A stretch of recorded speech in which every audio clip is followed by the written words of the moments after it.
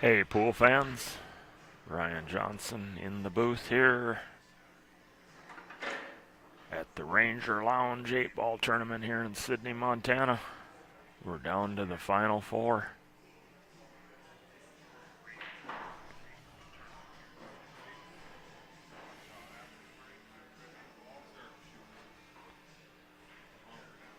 You're watching Jerry Rebeck and Kevin Cardinal for the driver's seat, and Jeff Nadeau and Mark Vino playing for fourth place. So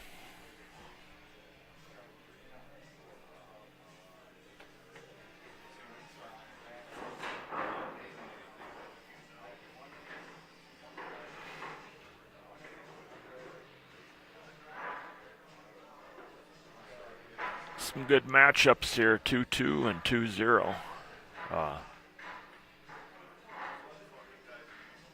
My prediction, I think, if I'm a predicting guy, which usually I don't do very good in predicting pool, but that's usually professional expert matches, which are very hard to predict at the expert level. I don't have much luck in that department, but in the amateur pool world here, I think it's going to end up being Kevin Cardinal and Mark Vino here in the championship when the dust settles. But Jeff's got himself a chance to get back in this match right here. He's got to get out, and this is pretty much a jelly bean here. He shouldn't have any issues here. These are the same runouts he was running on me when I dry broke 3 times on him. They're just laying perfect.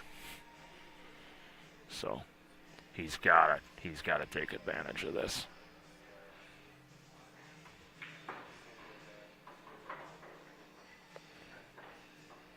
These guys are all playing well, though. So it's going to be critical.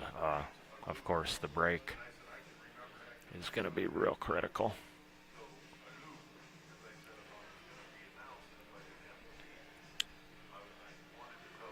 You guys like the 2 screens there? Oh, thanks there, Scott. You guys like 2 screens here, or do you want to just watch the driver's seat? If we go to 1 screen, I'll just do the driver's seat match since they're on the winner's side. But it will be down to 1 table after this, of course, so for 3rd place and then the championship. So we can leave the 2 screens up too.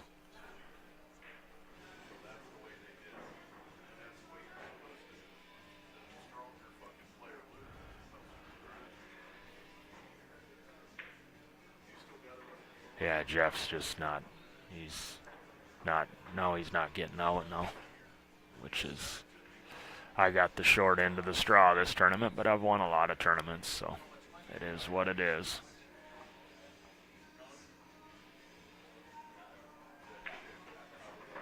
I'll win again.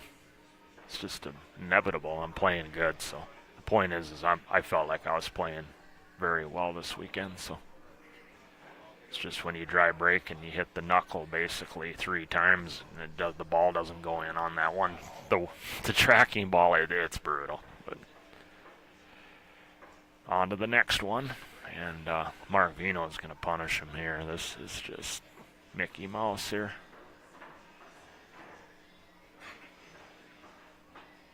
Yeah, I could have used one of them mistakes from Jeff there off my dry breaks, but he wasn't willing to give one back. I just didn't have the opportunities. I played well in the match. I just didn't have the opportunities. With the break not making a ball, and Mark Vino's going to get himself 3-0 here, and we got Jerry's got to come with a little bit of a recovery shot over here. That's a big miss. You got to put that ball down. It's one thing to dry break, but when you're missing balls, then you're asking to, he had a chance to put that 15 down. He didn't get it to go. So Cardinal's going to step all over this.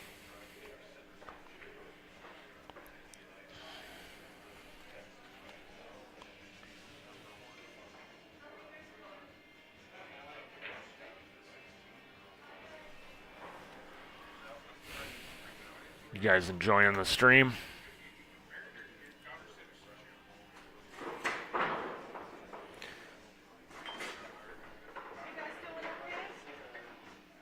You guys have a preference? I'll do a little thing in the chat log here, or chat room here, if you guys want one screen or two screens.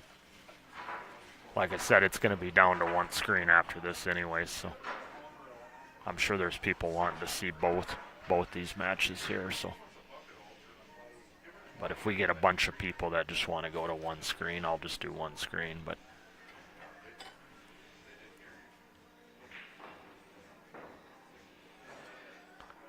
he came up short here, Kevin. He's going to have to come with a little bit of a shot. It's not going to be much of an issue, but just sure you put it down, you're going to have a shot. That's the thing. That's a good shot. Just make sure you make it. Don't try to get too cute with the cue ball there. The main thing is where that 8 ball is at. Just put the ball down. You're going to get a shot on it.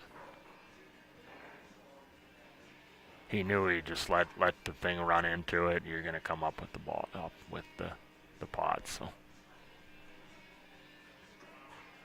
Kevin takes a 3-2 lead. I mean, Kevin's the favorite in that match over there. I mean, I would say he's probably a 40 to 50 points in Fargo rate difference. But Jerry's having a good tournament this weekend. He plays well. But that was a big 15 he missed there. That might sink his ship for this driver's seat match, because he was up 2-1, or no, excuse me. Yeah, he would have took a 3-2 lead there.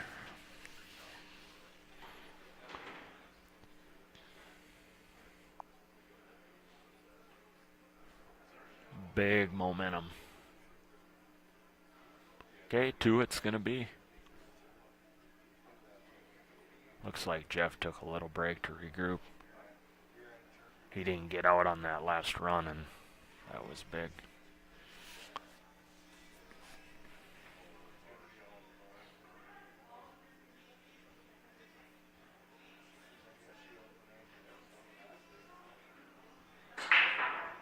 Kevin hit him good, but he did lose the cue ball to the left a little bit, or to the south on the screen there. But overall, he got good action out of it.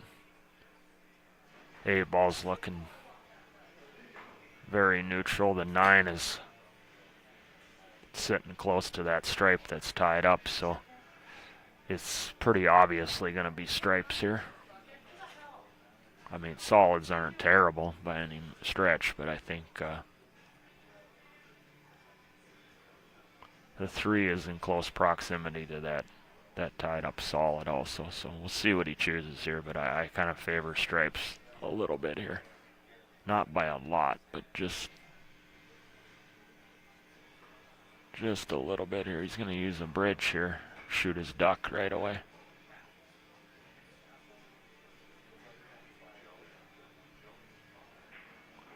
$38 points. Okay, thank you for clarifying that. Good afternoon, Rory.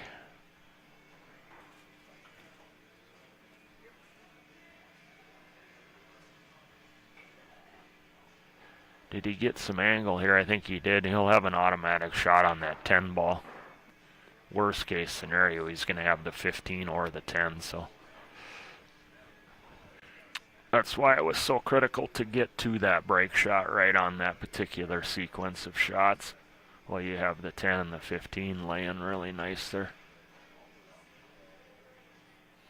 I think when it's all said and done here, he's going to end up shooting the 15 here first.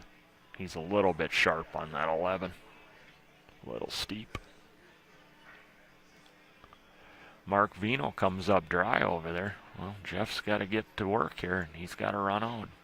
He ran everything out off my break. I mean, he did miss 1 ball on me though, but he ran 2 of those dry breaks, so he's got to cash this in over here. That 1 ball's in a bad spot, but he might start with it. If he wants solids, you could shoot the 1 right now, but I think the stripe is in the lower right, I believe there. Has control of that pocket, so he went with stripes. Oh my gosh, Kevin missed the ball. trying to get position back out for the 11.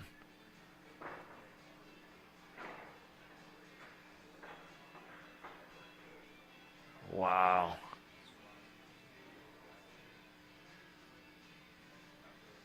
You can see there's some nerves out there for sure. These are big matches right here.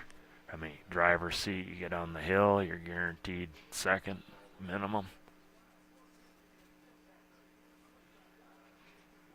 And then, of course, this match here with Jeff and Mark gets you into third, gets you a chance to play the semifinal.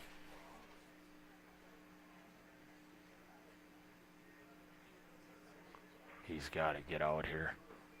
That's a good shot from Jeff there. But this stripe over here just to the left of the spot and to the north side of that solid, that's going to be the one. If it doesn't pass the 3 in the upper left, he's got to stay pretty tidy on an angle. Whatever ball he uses to get over to that ball, if it doesn't pass the 3, his angle is going to be real important. The 13's a good ball there if it passes the 3. If it doesn't pass the 3, he's going to have to get it for the lower left here.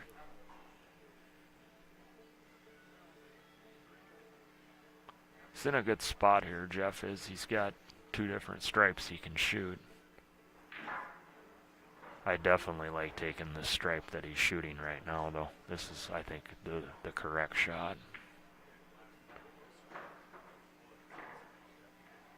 Good speed on that. Very well done. If that passes the 3, life's going to be really nice, but he's got the perfect angle to go to that other side of it. If it doesn't, yep, just like that. Great angle. I mean, that was a great shot he played to get on that 13. I mean, to get just that perfect angle. Otherwise, he would have been, if he would have been straight or something, or the angle going the other way, he might have been in some big trouble.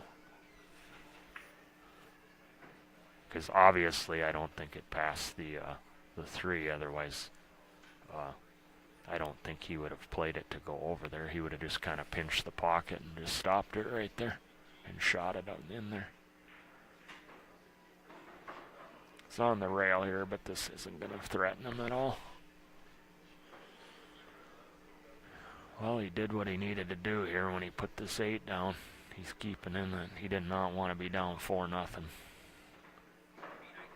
He's playing pretty well overall, he said.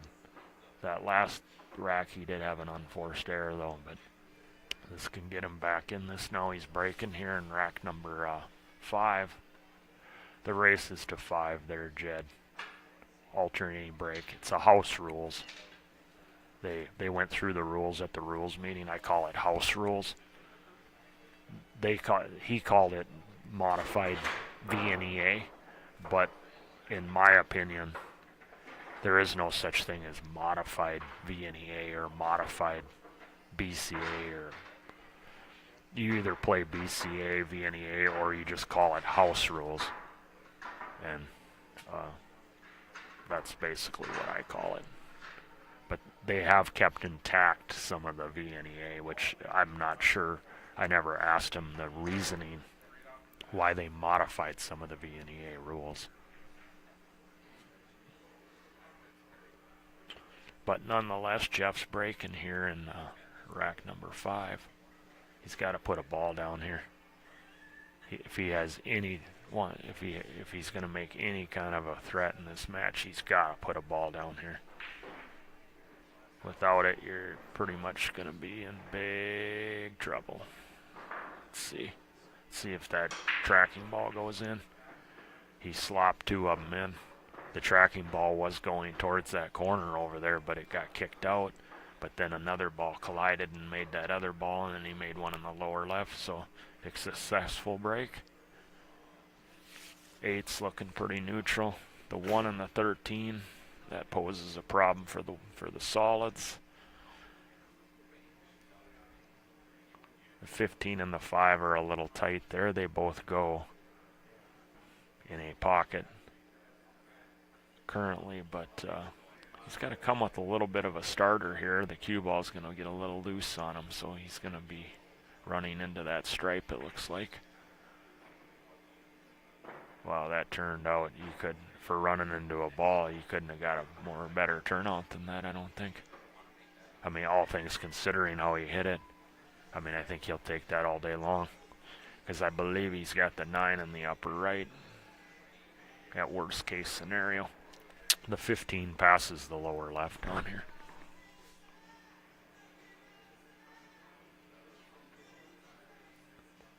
Looks like he'll float this in and probably play for that duck in the pocket, I'm thinking. Yeah. So now he's got to play a really good positional shot. He's got to get something good out of this duck sitting here. Preferably that 13. You have to try to play for the 13 now, because if you try to come out and get down to the other end of the table and then try to work your way back to that 13, that's why he needed a little better angle here. He needed to be on that bottom rail. But I think he can pinch, I think he can stun it out into that 7. I aim for that 7 coming off one rail. Punch it into that 7, and you got to hit it full and then take the cut on the 13. That, or you can set up for a bank in the upper right. Come short of the 7 and just play. You got to try to deal with that 13 off this duck right here. You can't leave it there, and then, because I mean, he could draw out and get down table for some of these other balls, but then it's going to be very difficult to get back on that 13 for any kind of a cut shot on it. You'd be playing basically for a bank on it or to try to move the balls.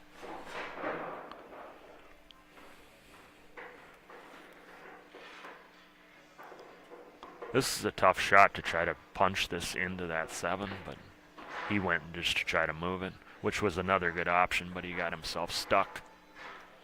His stroke was a little bit quick there. I don't think he was really committed to the shot. I think he felt like if he just whacked it, he was just guaranteed to come out of there and have this shot by the long rail in this corner right over here. He got himself stuck here, and this is going to be, unless he puts this ball down, this is going to be a fatal positional there, I believe. Solids are laying really nice. Oh, yeah, put me to sleep. No, I stalled out. I gave him the advantage. That's pool. When you stall out, they can just play safes on you all day long, and I played some good safes. I all moved them in that one rack, but I had a table roll, which happens to everyone.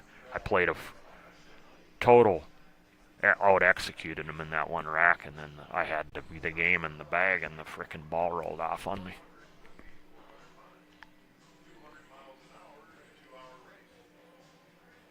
He's a good player, though. He got it done. That's all that matters at the end of the day. Who gets to 5? It doesn't matter how you play. I don't worry about how I play. It's whoever gets to the 5 wins. That's all it is, because I've played well and won. I've played well and lost. I've played terrible and won, and I've played terrible and lost. And I've had other players do it to me too. So I'm not too concerned about how I just want opportunities, and if I choke, I choke, and if I don't, it's just the way it is. It's pool.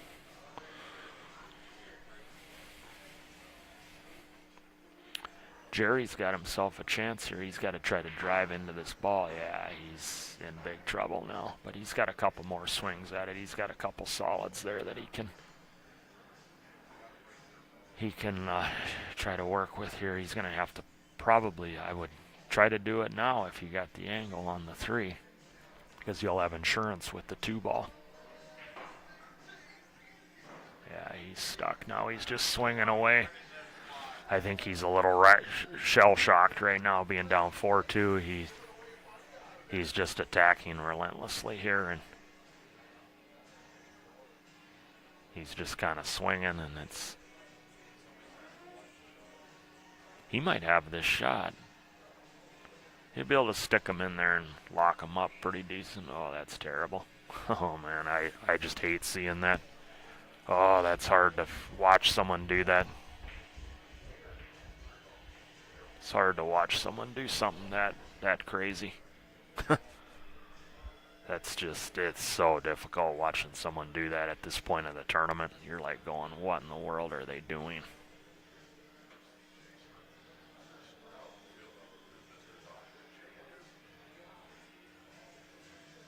Yeah, he's rattled big time, down 4-2, and I felt like he should have maybe thought of some other. I mean, he wants to get out, he wants to go down swinging, but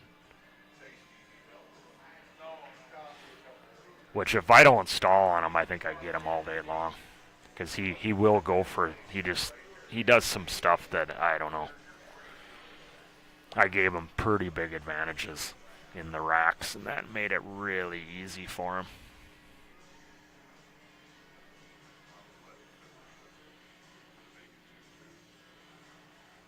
Kevin's going to try to develop him right here, which is a good. Kevin's a really experienced shooter. Ooh, he didn't get that other ball, so I like banking it right now. Just bank that 10 right now. Stick your cue ball. You got a shot on 3 different balls. And unless you want to try to go into them.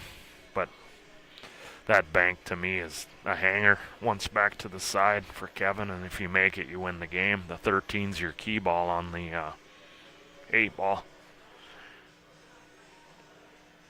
He's going to try something different, though.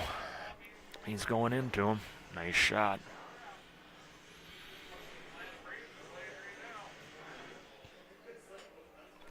That was a good shot. He had insurance balls, so that was definitely a good option.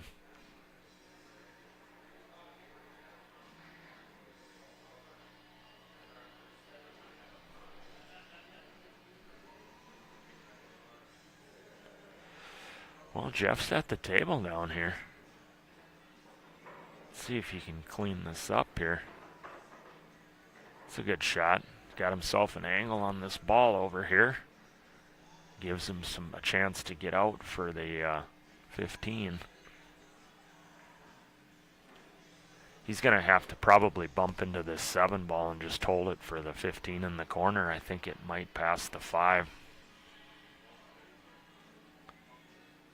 He's going forward here, though. No, he did go into the 7. Yep, that's the proper shot, Jeff. Nice shot. Well struck.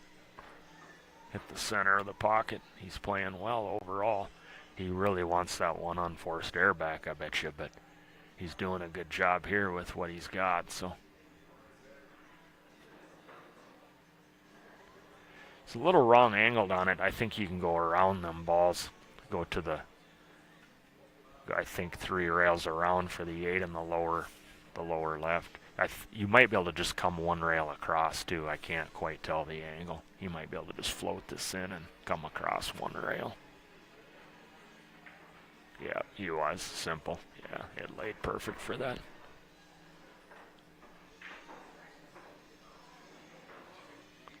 Kevin Cardinal takes it down. We got ourselves a driver's seat winner. Kevin Cardinal. Good shot from Jeff there, good out. He's puts himself at a shot from Jeff there, good out. Deficit. We're going to go down to 1 screen now that Kevin took down the driver's seat match. Jerry will just wait for the winner down to 1 screen. That's where we're at, folks. Kevin took down the driver's seat. Tuning in. Jerry will just wait for the winner down to 1 screen. That's where we're at, folks. Took down the driver's seat. Tuning in. Jerry will just wait for the winner down to 1 screen. Where we're at, folks. You're watching driver's seat. Tuning in. Jerry will just wait for the winner down to 1 screen. Where we're at, folks. You're watching driver's seat. Tuning in. Jerry will just wait for the winner down to 1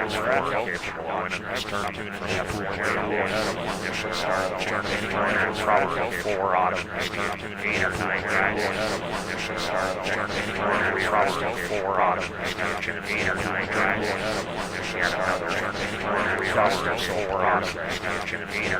The stars align is perfect. The stars align is perfect. 80 stars align is perfect. 80 stars align is perfect. stars right on the two ball there. He's cover square across the left. So stars right on the two ball action. Cover square across the left. So stars right on the two ball action. Cover square across the left. So stars right on the take stripes. The 8 ball is still on the left. So stars right on the take stripes. The 8 ball is still on the left. Take stripes, straight ball is still on the I think take stripes, straight ball is still on the I think take stripes, straight ball is still on the believe I think take stripes, straight ball is still on the believe I think take stripes, straight ball is still on the believe I think take stripes, straight ball is still on the take stripes, straight ball is still on the believe I think take stripes, straight ball is still on the believe I think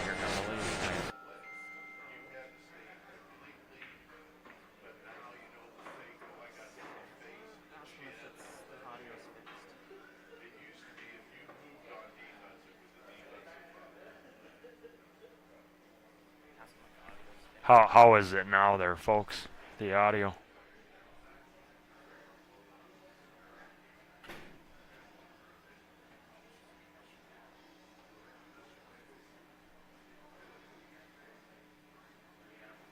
Good? Okay, thank you. Thanks for the feedback there. I didn't realize that. I wasn't paying attention. I was watching the screen here.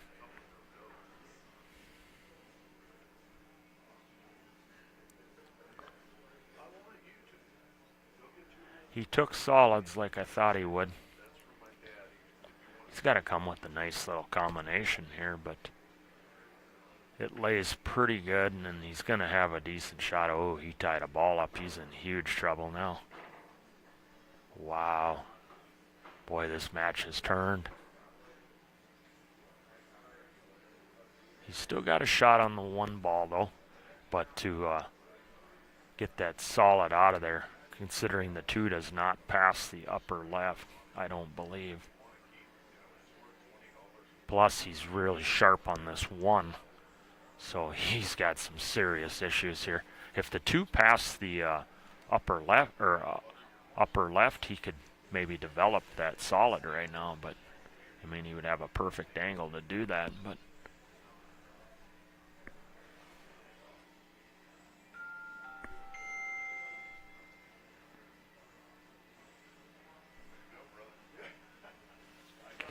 does it pass? Maybe it passes.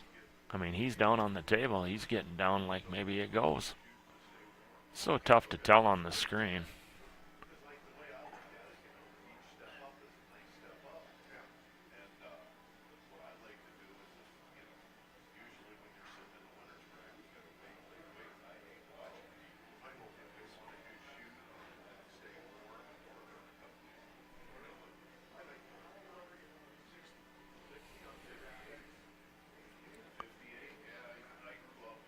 If you're just joining us, we're in Sydney, Montana here, Railbird Pool TV this weekend for the, I think it's the 21st annual Ranger Lounge 8-ball tournament.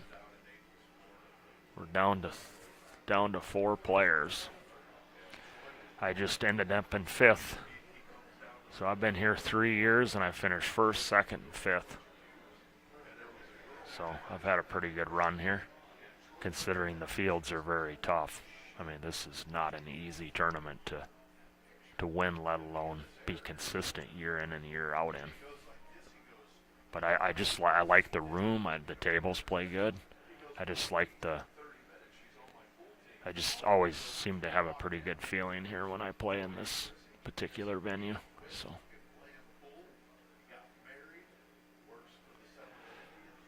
Mark's in a tough spot here.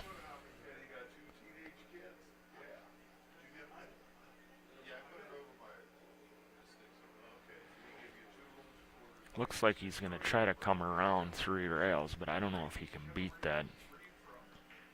He's going to come around 2 rails. Wow, I'm surprised he didn't hit that with See, he couldn't hit it any harder because he would have glanced in and scratched. Otherwise, he was going towards those solids. But if he hits it any harder, it, yep, he would have scratched for sure. Because it would have glanced, it would have widened out on him and went right in the pocket.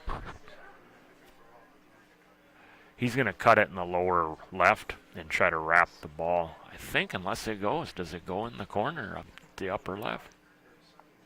It must. It does. Wow. From the screen, it didn't look like that ball could go. It's a really great shot there from Mark. He's got to cut this ball in here. A little bit of outside English, he'll be fine. Just got to put it down. He'll go over and bump into that 11. Coming across. A little outside English helps throw it in. Keeps a bad contact. Cut-induced throw. It'll eliminate pretty much the cut-induced throw or any kind of a bad contact between the balls. So a nice healthy stroke here with a little bit of outside spin. Wow, he was quick on the trigger. He was feeling the pressure. He jumped up and his stroke was quick. You see that? You could notice it right away. He did not stay down and it was quick. And that's why he missed. Wow, what this match turned around big time. Jeff was down 3-0 and it's going to be, you got to believe it's going to be 3-3 here. And Jeff will have the break. Wow. It might be Jeff's weekend, even though he's on the backside.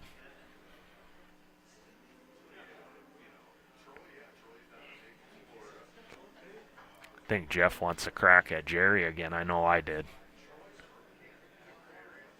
If whoever wins this plays Jerry in the third place. And Jeff's one loss was Jerry, so I think he wants another crack at him. I know I did.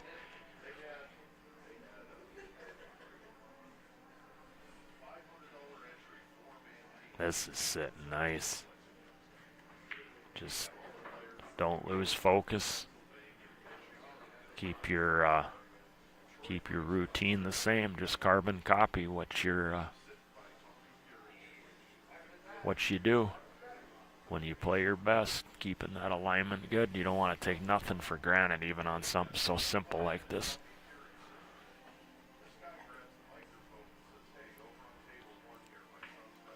There it is. Keep a little angle. This will be perfect.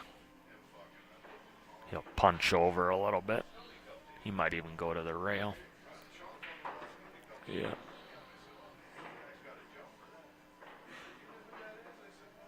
It's a good shot.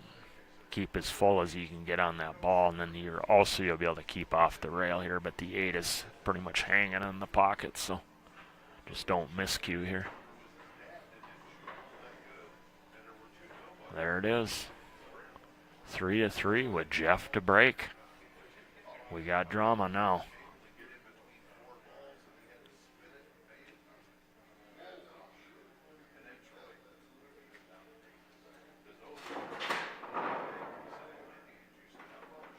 Well, it's your weekend. What I mean by that is you gotta it's your weekend. It's your turn. That's what I mean by that.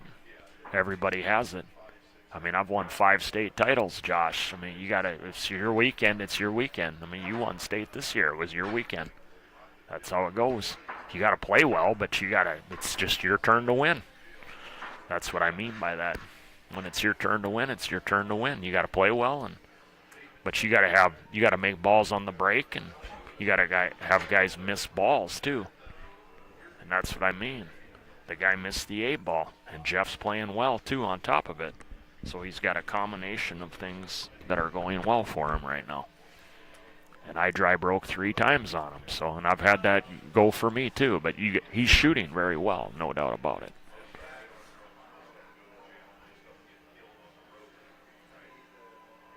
At this point, everybody's playing well. But somebody's going to catch just a little bit better of a shot. They're going to come with the big shot, or they're going to things are going to go their way, one of the two. It's usually a combination of both.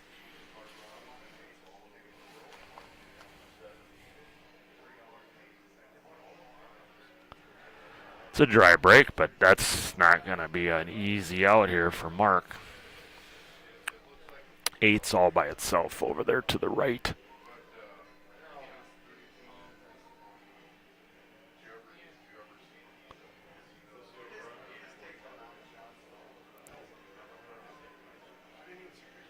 Yeah, I definitely like stripes. That's definitely the choice I like. He's going to attack this too. He got flat, or it's too steep here though.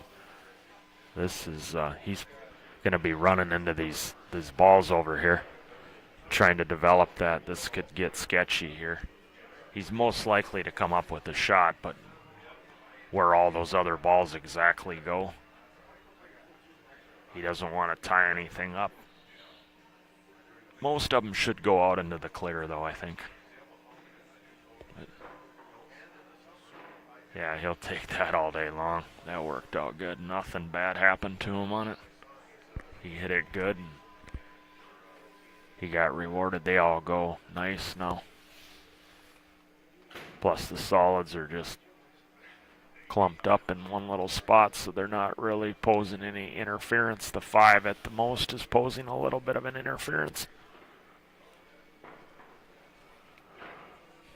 For the 15, but that's a good shot there from Mark there coming into the 9 like that. Get rid of this 9 now. He could play the 13. I mean, he could play either one of them, so that was a good positional shot. See what key ball he uses here for his key ball.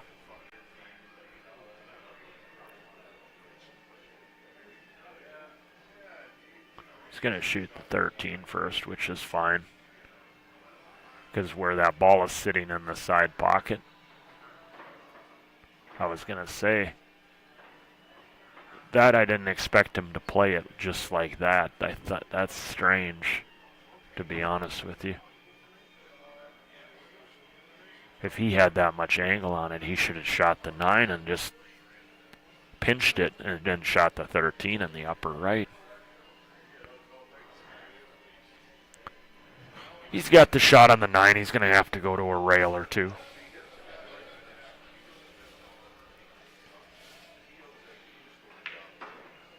Oh, he's in big trouble. Yeah, he's just, I don't know. He lost his mind in this set. The last couple racks, he's absolutely lost his mind. He's not, his decisions, I mean, I've been there and done it many a times myself. He's going through brain fog where you make poor decisions, and I've been there many a times, and that was one of them there. I mean, he didn't even need to, how he patterned that ball and patterned that shooting the 13 first was where he made the mistake. He needed to pinch the 9 and just, you don't threaten any of these solids at all playing the pattern the other way. He's only got a sliver of the ball to go over here, and you're guaranteed to have shape on the 15, so he's probably going to get out of it. But it's a lot more work than it needed to be.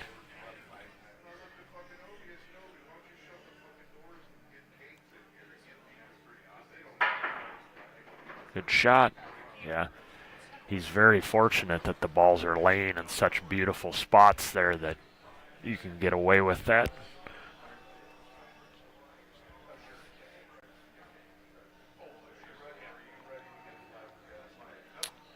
That's the shot. He's coming over looking for the corner. I think it just goes by the 7, so.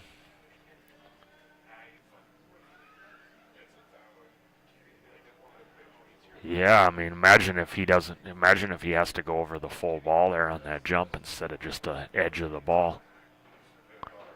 Would have made that jump a whole lot more difficult. So little things like that can make a difference between winning and losing.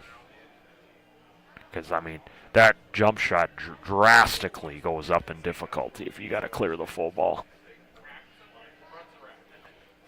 considering you're coming into he went into those balls, that could have laid a number of different ways.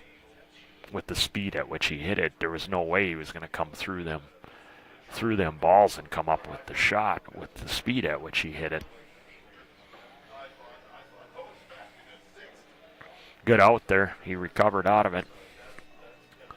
Gets himself on the hill, 4-3. Races to 5, Ashley. Alternating breaks.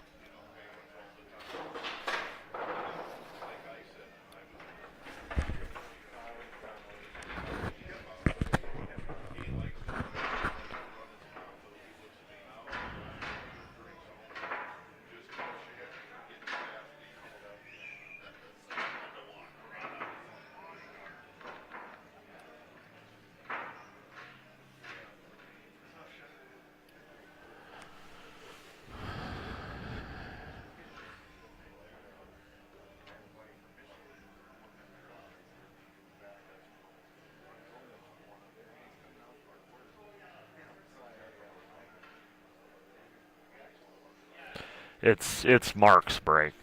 They're confused on who's supposed to be breaking. It's Mark's break.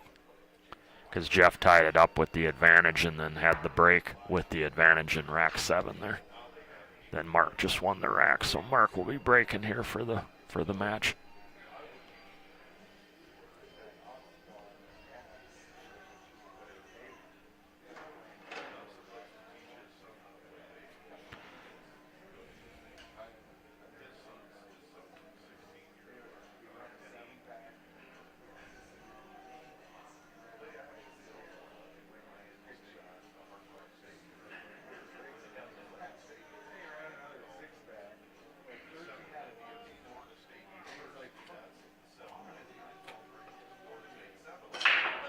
Yeah, he finally, I said it too when I talked to, who was I talking to? I was talking to Harris Slater on the side. I'm like, I've watched him numerous times this weekend. He's been flirting with that side pocket.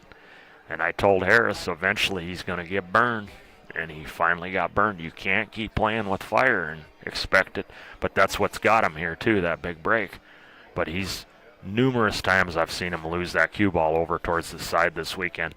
And he's missed scratching many a times, and finally he got. And this is a big break for Jeff. Look at this. There ain't two balls touching here, so he's just got to find his pattern that he likes and just keep a tight cue ball here. And he's going to get himself on the hill here with the break.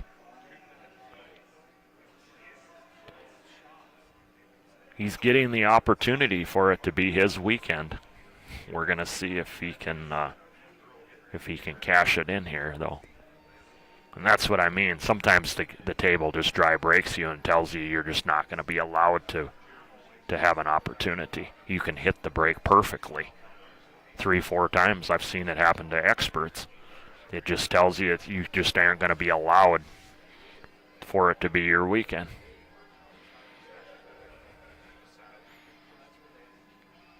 Let's see if he can cash it in. He's a good player, so I fully expect him to get out here.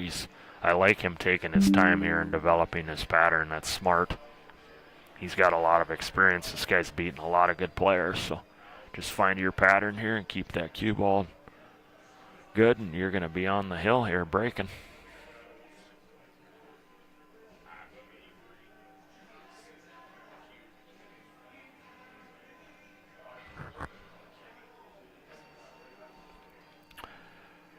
Both groups are pretty decent here.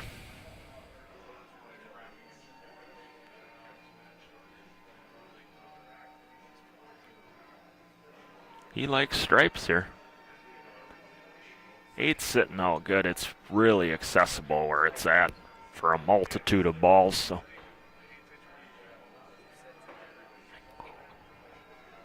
obviously that stripe passes by the 1. I mean, by the order of the balls he's taking them off here, it must pass. Ooh, he just created problems. Wow. He's in serious trouble already. He's got the 13, but it's wrong angled to do anything for that stripe that's trapped there. He might have a shot on the 9. I think he does. Yeah, he's going to have to shoot the 9 ball here. You got to save that 13 for some kind of angle so that you can break that ball out of there. Otherwise, you're going to end up having to bank that stripe in the upper left once these stripes are out of the way, of course.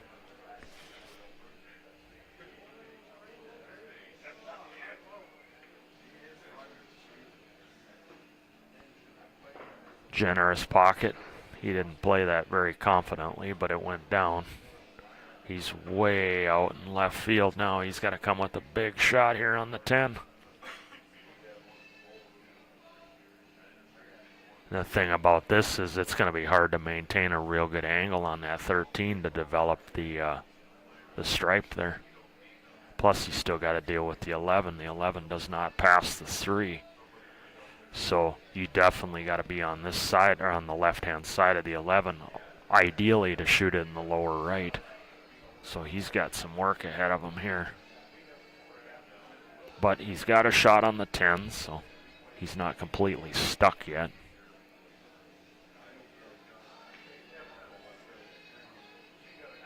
Yeah, he missed it. Yeah, it was the ball and hand shot.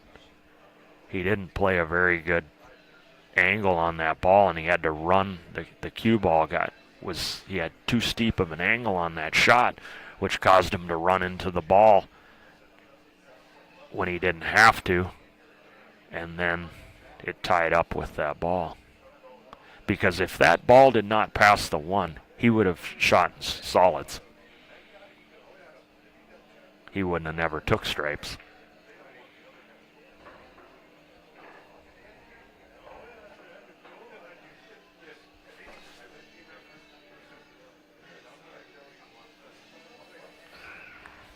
Come on, Gorst. I hope Gorst beats him, Tony. Thanks for the update. I'd like to see Gorst win that. It was good to see Gorst take down Shaw, though.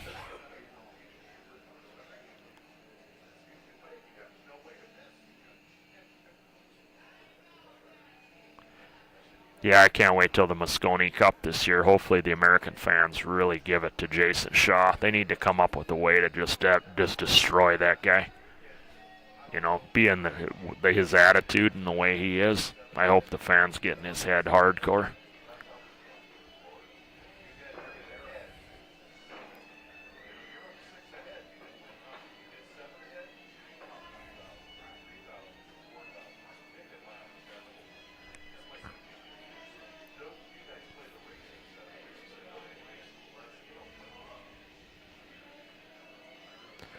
Got to deal with the 7. He might try to do it now, but boy, he doesn't have a good insurance ball, though. Not an automatic insurance ball, so.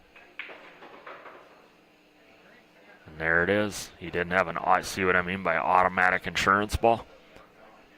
He didn't didn't go his way there on that breakout to come up with the shot guaranteed on the 7 ball, so he's in big trouble himself now here. Ideally here you'd want to try to put that 7 somehow, if you could, try to put the 7 towards his pocket somehow, or try to bury him on the stripe like he's doing. Just put him back, you know. He gave him the shot here, though. I thought he would have tried to roll up and try to somehow come off the couple rails and get on the ball. I think this might go through the balls here, maybe. We're going to find out. It's close. It might be cut off.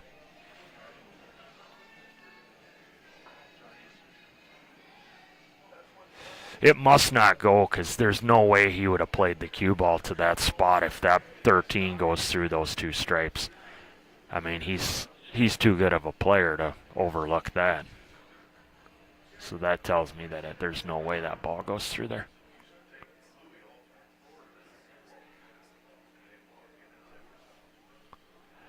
Jeff just took a break. This is a big moment in the match. I mean, Mark's on the hill.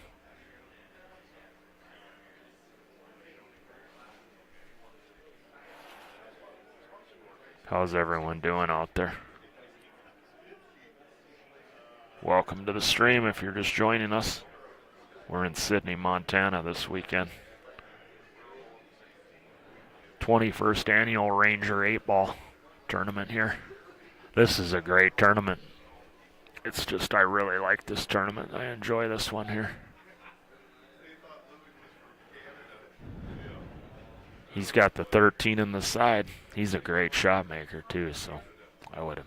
This guy, one of the strongest parts of his game is shot making. So 13, he sized it up for the side, I think. So if he puts it down, he probably wins the rack. If he misses it, it's probably going to be the end of it. What's he looking at now? Does it go in the side past that ball? Maybe it doesn't.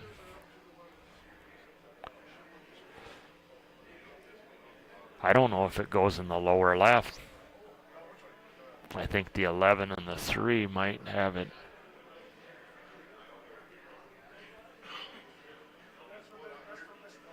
Does he have a shot on the 11 ball for the upper left?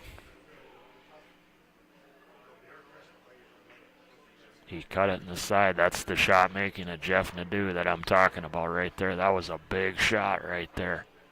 He stayed still on it, and he had a good stroke too. His stroke timing was nice, very smooth. He didn't jab at it. It wasn't quick, and that's why his accuracy was spot on there. That was a great shot. That was big under the circumstances that he was facing right there.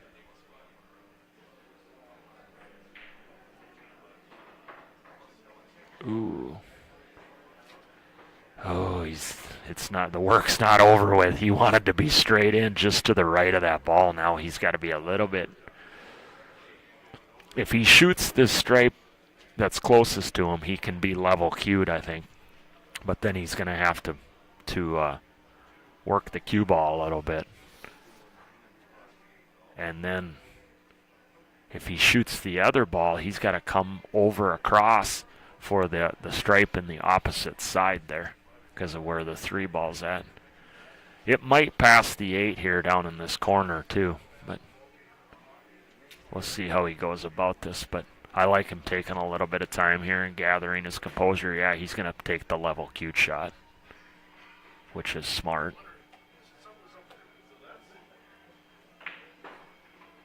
Give him a shot. No, he's just...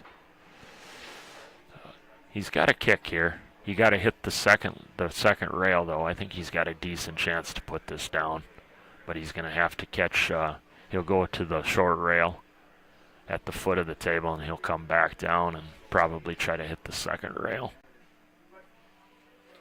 The 8's sitting right in front of the hole, so there's no position that you got to worry about. So yeah, you don't really have any choice. There's just nothing else there. I mean, the only other option would be to nip that ball and try to somehow weld him on the 7, but I don't think that might not even lay right.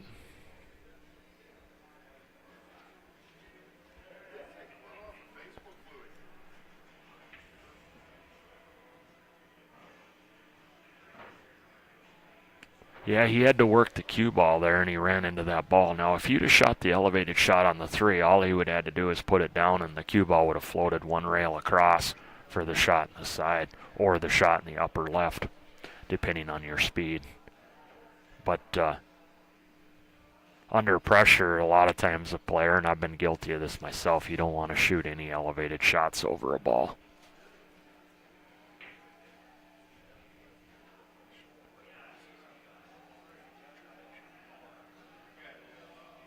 Yeah, he's looking at that exact kick I'm talking about. He has to hit the second long rail. So they're almost even with each other, the cue ball and the object ball, so you can divide the distance. It's pretty close, and then what you do is you just go a little bit longer on the rail to find that second rail contact point. With this one, it's sitting above it, so you're going to have to go a little bit longer than you're thinking. being that the object ball's to the left of the cue ball as you're looking on a straight line across if you were to connect a line from him. So he's got to go a little bit longer than what he's thinking too on top of it. So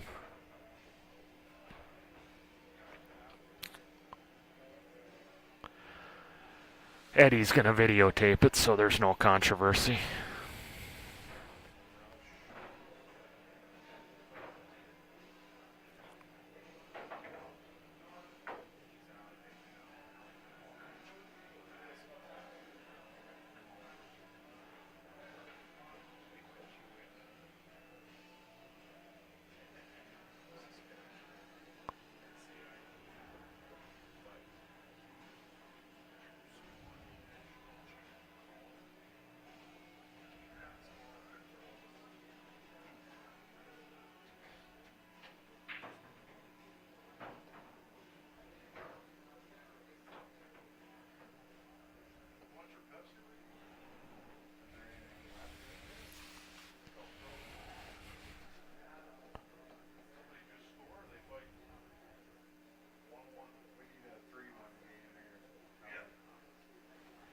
These tables play really well, so I think he's probably tuned into this table. This is his third straight match on this table. So at this point, he's going to feel real comfortable with the cushions, how they're playing. So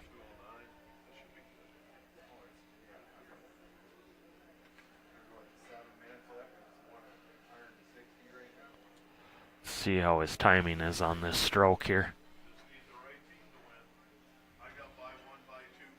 Here we go.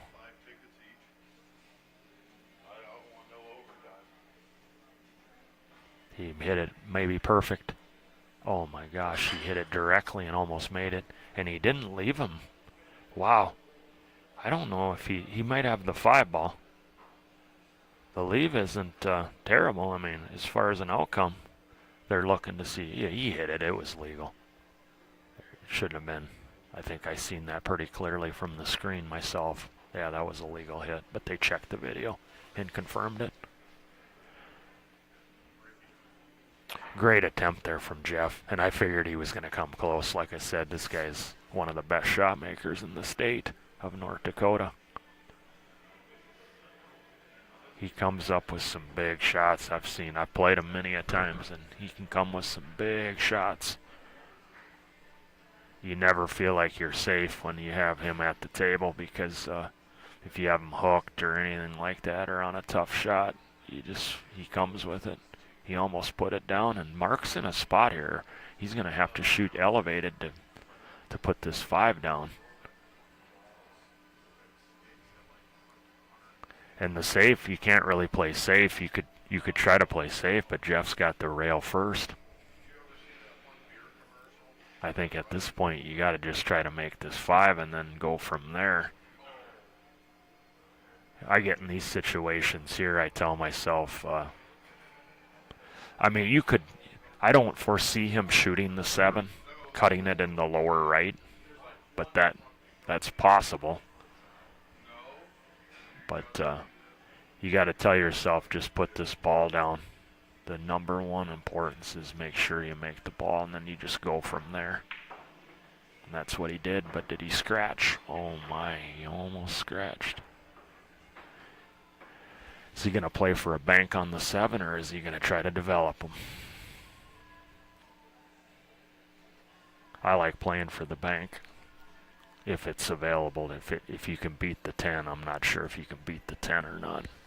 The reason why I like playing for the bank, if you can beat the 10, is you don't have to rely on how you're going to come out on the shot.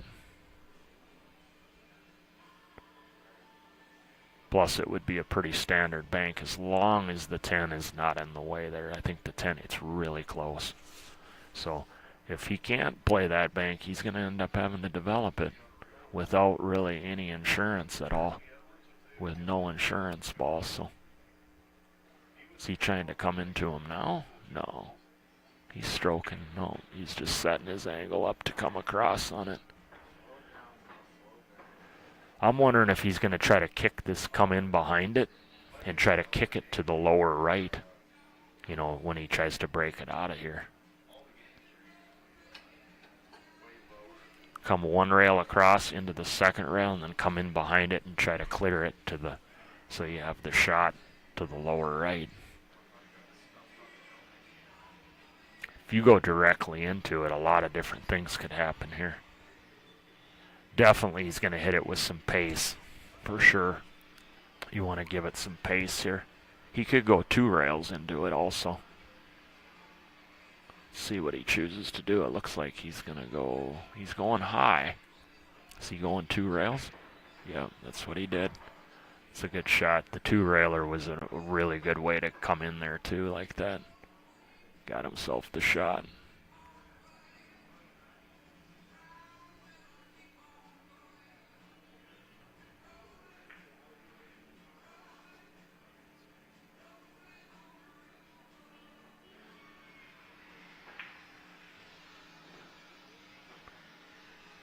That's going to be the end of her there for this match. Yeah, he had the chance to do it, and he didn't tie it up that time, but wow, that was, I thought it was, we were going to see Hill there. Good tournament for Jeff. He's been on a good run lately. 4th is no easy feat in this field.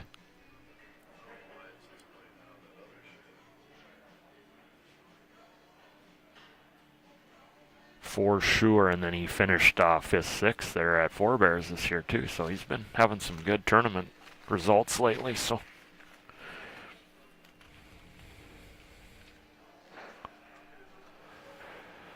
well, my prediction's still holding true for the amateur thing here. I picked Mark Vino and Kevin Cardinal to be in the final when these final 4 were playing, so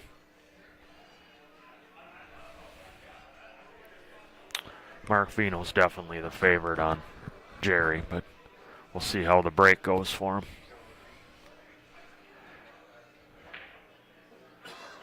I do believe Jerry's or Mark is gonna have to have some unfortune on the break in order to, I think, not to come out on top leading into this next match. They're both great players, but Mark's the favorite, and so it's very important for Jerry to start out very well in the match.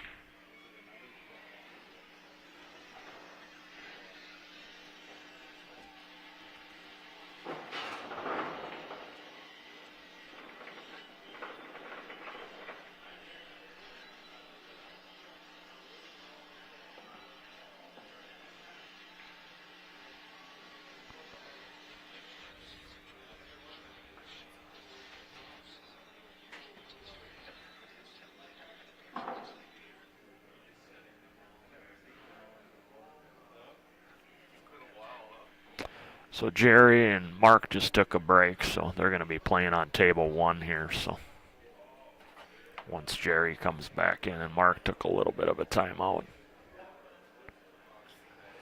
Boy, what a turn of events there for Mark. I mean, he dry broke twice on Jeff, and Jeff failed to get out on 2 of them, on both of them. When I played Jeff, I dry broke 3 times. He ran 2 of them out, so that was the difference in the match. Both our match and this match here.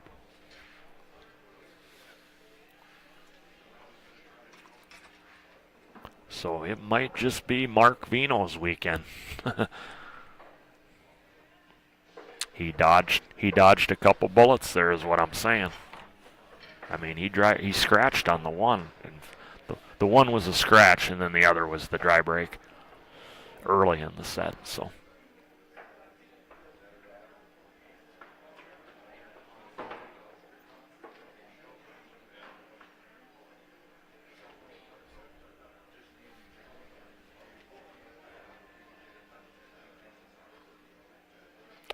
Hey there, Jason Jerome, Arnie. If I've missed anyone, howdy, Kevin.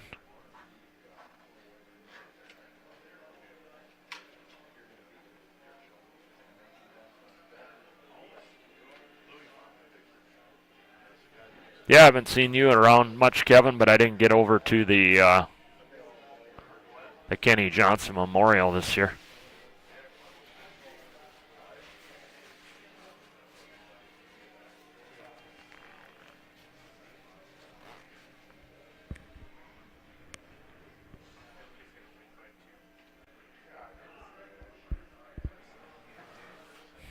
They're going to toss it up and we're going to get going. This is third place, 21st Annual Ranger 8-Ball Tournament, 5,000 added. The winner's going to take home a cool, I believe, 2,200 for first. Calcutta was 19,700 total, Calcutta.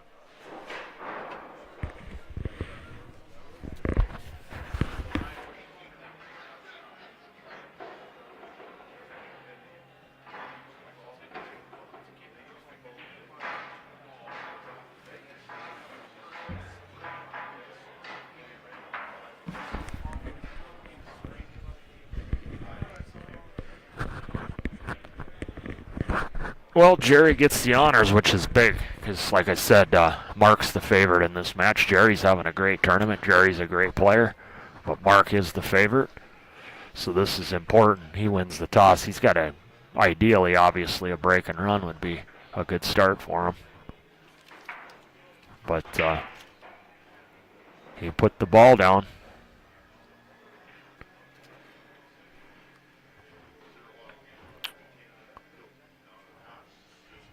Decent looking spread here, actually, too. I mean, considering, they're all kind of in that one area, but they're all spread out enough to where you can get to them. So that's what people don't realize about that second ball break. They think it's that they don't get the spreads, but in reality, yes, the balls aren't all perfectly down to the right of the screen and to the lower part of the screen here on the table, but really they all go.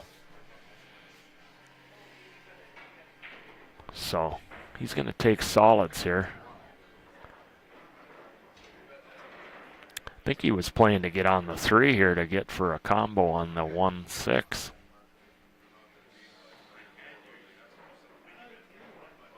Boy, what a good start for him here. If he puts this combo down, he's going to be a pretty good favorite here to get out on this rack. He played that kind of lazily, though. A little carelessly, but he still got the shot. But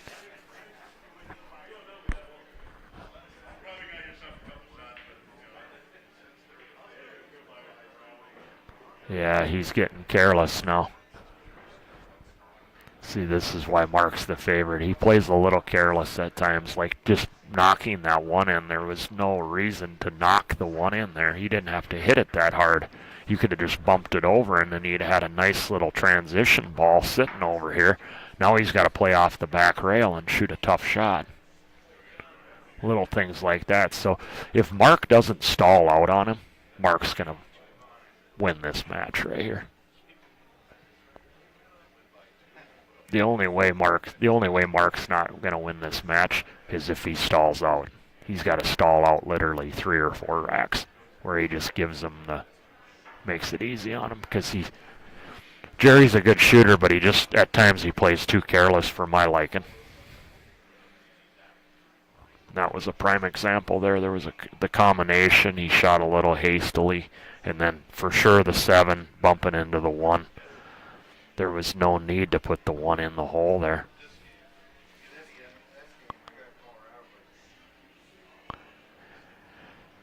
Mark's got to come with a little bit of a shot here, but I think he can handle this.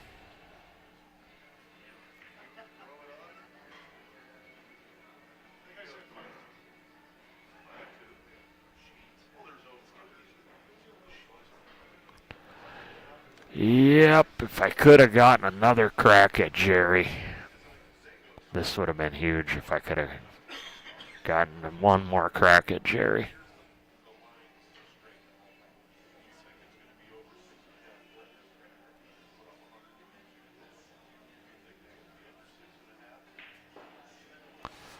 See how he transitions back down for that 13 ball. I don't foresee him shooting it right now, but he could shoot the 13 if he absolutely wanted to. But I expect him to try to get on it a little bit closer. But where that 8 and that 4 are at, you got to be real careful, though. He's going to get on it right now. It's a smart shot. I like that. Come out 2 rails now for that other stripe. middle of the table's wide open, so. Yeah, that's... Yeah, Jerry needed to get on top of him early in this set to put a little bit of heat on him, because Mark's going to believe he doesn't have a match here. I know how Mark thinks. He thinks he's got a weak player on his hands there, especially decision-wise. You know, after he sees him the way he shot some of those shots, he thinks he's going to settle right into comfortable mode, knowing that he's pretty much just got to dog it badly to lose this match. I mean, that's just where we're at. I mean, the psychology of pool, I've been around the game a lot, and that's exactly these sharks, these champion players, that's how they think. They know when they got the match. I mean, he's not going to be overconfident about it, but he just, I can guarantee you right now in his mind, he believes that he has this match. It's not a cockiness, it's just he just knows the guy's going to be too careless. He knows, and the chances of him getting full table runouts, I'm not saying that Jerry's not going to break and run a rack, but Mark, if anything is tight positions in that, he doesn't believe he's going to get out, as long as the position zones are tight. So Jerry's going to have to break really good where the balls are. He's making 2 and 3 balls and getting big lanes where they all open up.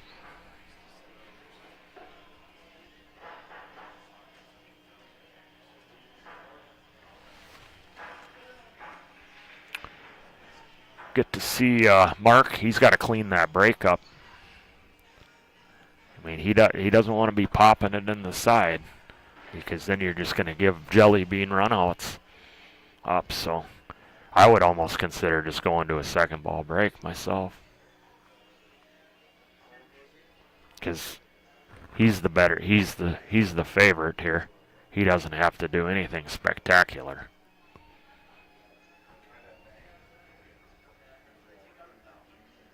But if you can control the cue ball, this works. So we'll see. Expect him to adjust from the last break in that last set. Yeah, see, he's losing that cue ball a little bit too much for my liking.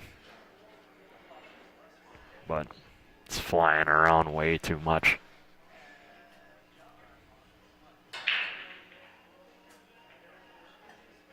Got a ball down though.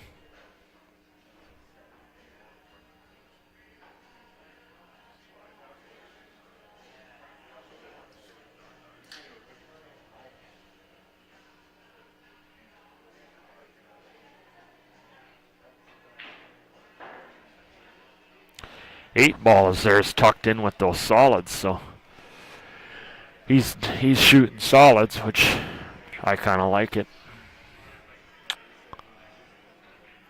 Where a lot of people would have shot the stripes here for sure. But see, the 4 ball goes just right there and all that, so the solids at first glance look like the more trouble suit, but they're actually the better way to get out. So anytime you have an open table, you definitely want to look it over really thoroughly, because at first observations don't always tell the true tale. Because all the stripes are just laying there, but where that 8 ball is at, you got to develop the 8. See, the way he's playing solids, you don't have to touch a single ball. You don't have to break out the 8. And that's what I always talk about, working backwards from the 8 ball. You know, which suit has the 8 ball, the advantage for the 8 ball. And this is a prime example. He doesn't have to touch another ball in the run as long as he keeps a tight EQ ball. You know, there's nothing that had to be developed. He came up a little bit short here. I think he was trying to draw back from the 5, but this isn't going to pose a problem. He can thread the needle between the 2 balls there, and he can get to a couple different places, so he's still in complete control of the rack. He maybe wanted to come back maybe about a 1/4 of an inch more. Speed was off there, though. His speed was off slightly there. So he's got to play a combo now, I think.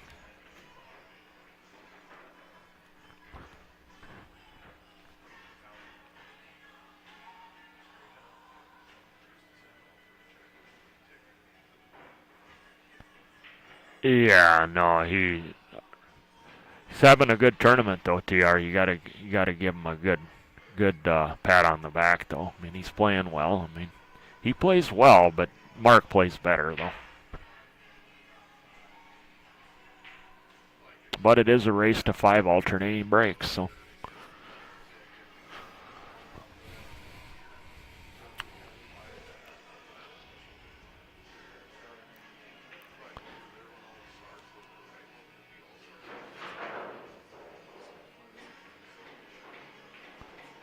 It's a good shot.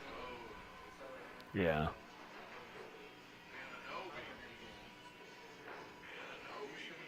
Yeah, in these sticky situations, Marks is definitely the more dominant player in that department for sure. Decision making in sticky situations. He's going to deal with that a whole lot better. Come up a little short here though, but it isn't going to threaten him a whole lot, but just makes him have to think a little bit more here. He's going to come over and take a look now. I think he can just float it in and just take the shot. No need to go all the way into the rail and risk trying to hook yourself. He might be able to pinch it back too. Just hit it in the thick part of the hole. Yeah, and run into the ball. He used the right-hand part of the pocket.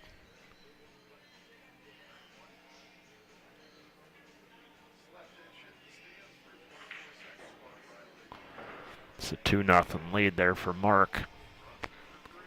Jerry gets to break here. He's got to stop the bleeding here quickly, but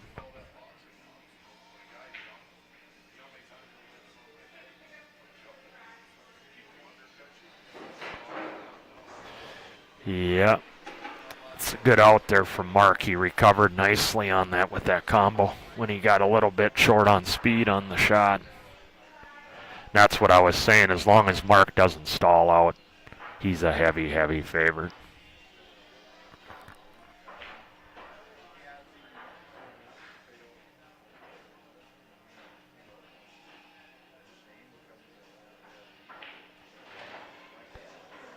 Jerry's been making the ball a lot on the breaks when I've been watching his matches this weekend, so that hasn't been a real issue for him coming up dry.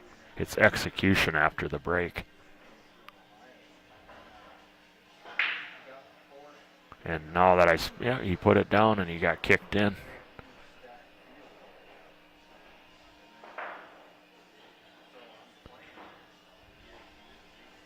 Ball in hand after the break, so 8 ball sitting real nice. It's real neutral as far as the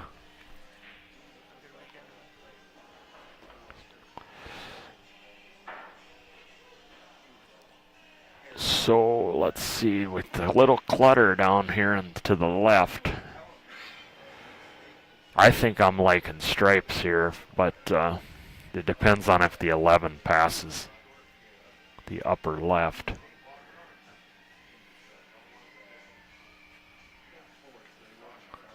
I think I like stripes here.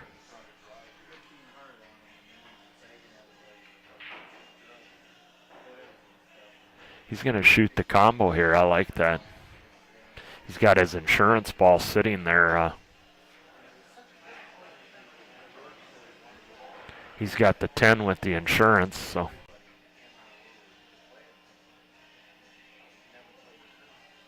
I don't know what just happened there.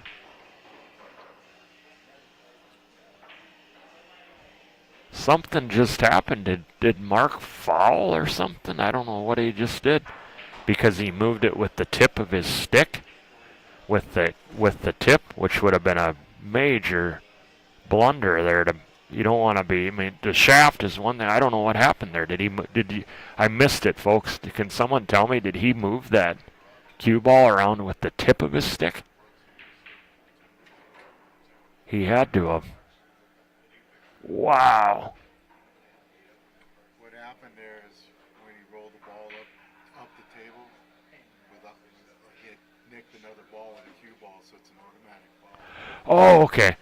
Eddie, the tournament director, just made me aware that when he moved the cue ball around, he touched it with another object ball with the cue ball as he was moving it around. That's an automatic foul. So, yes, that's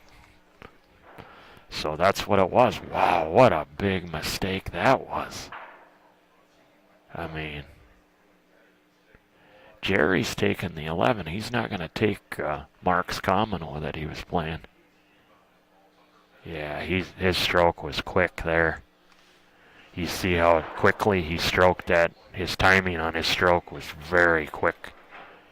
And that's led him to missing it in the side. He didn't get the accuracy that he...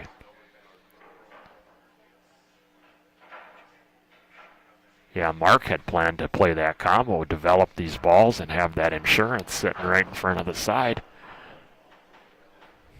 That was what his plan was, but that's what I'm saying. You can see the decisions, and then just some of the decisions that are made, and of course the stroke. I favor Mark with his stroke too. So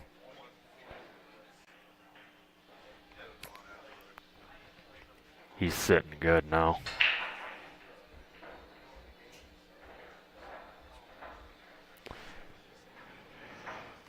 That solid goes off to 10 in the side. I believe it's I forget what color that is, the pink 4. That's what he's trying to get to it right now. He came up short, and then he would have opened up the pocket even more for the other solid. But the 7 goes in the upper left once the 5 is gone. He might have to shoot the 5 here and work the cue ball a little bit. I don't think he's shooting the 4 right now. He's too steep on it. He's got the 7 also. It's got like about a half a pocket there. Yeah. It's a good shot. Good speed too. He's on the 3, which is exactly how I'd like to have played that. Get that 3 out of there now.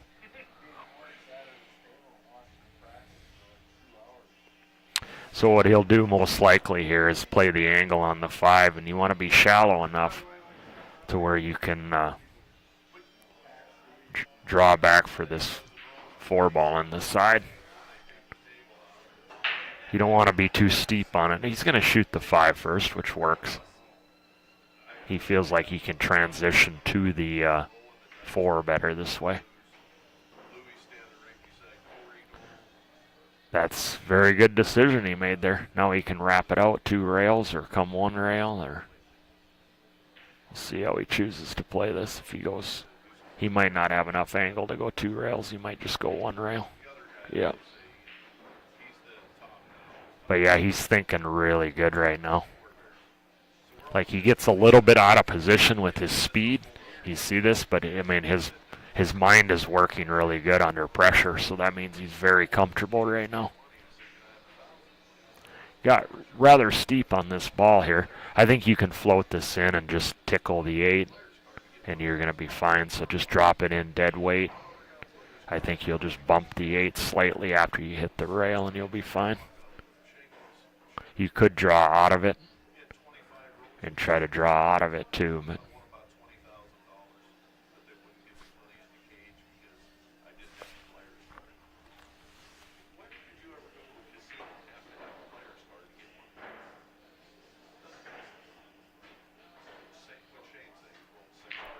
no, I've been there too, Jed. I mean, you get to a point where sometimes, oh, he tickled it the wrong way.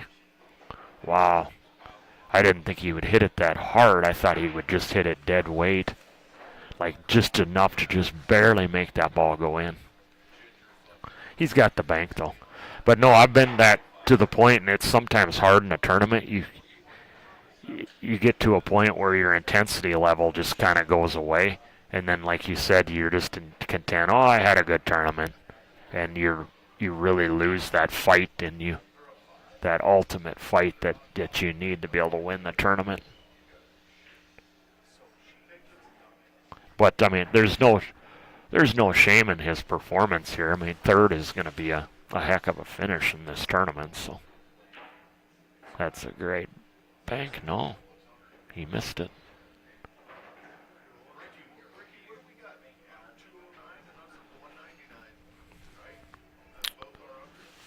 Tough field here. This is probably tougher than our state tournament as far as the redraw on an average redraw. At our state singles tournament for the upper division, this is just as tough, if not slightly tougher than that. With these Canadians coming down, I mean, there are 3 or 4 of them here that are just as good as anybody, and that goes to state singles.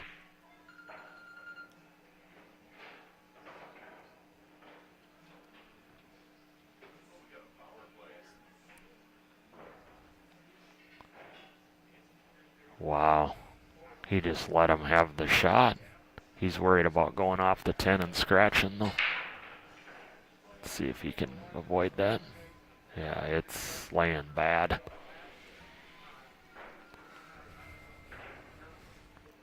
Uh, 64, Jed.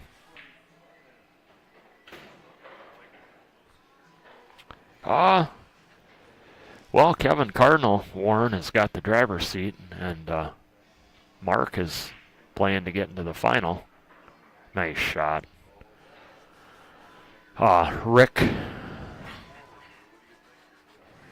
Rick Glenn, what did he finish, 7th, 8th? Yeah, Mark and him played last night, 7th, 8th, to get back to 5th, 6th. So Rick Glenn, who was another one of the strong Canadian players that come down, he ended up 7th and 8th. But inevitably, we were all going to run into each other. And, you know, somebody's just got to end up being defeated, you know, when you get 2 good players playing. I mean, someone's got to take the loss.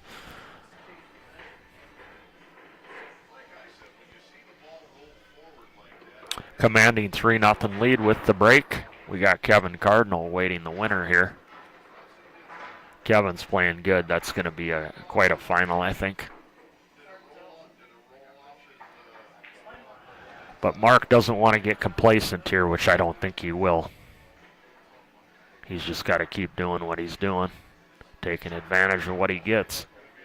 Let's see how his break turns out here. I mean, for him, that cue ball gets away from him a lot, so we'll see if it bites him here.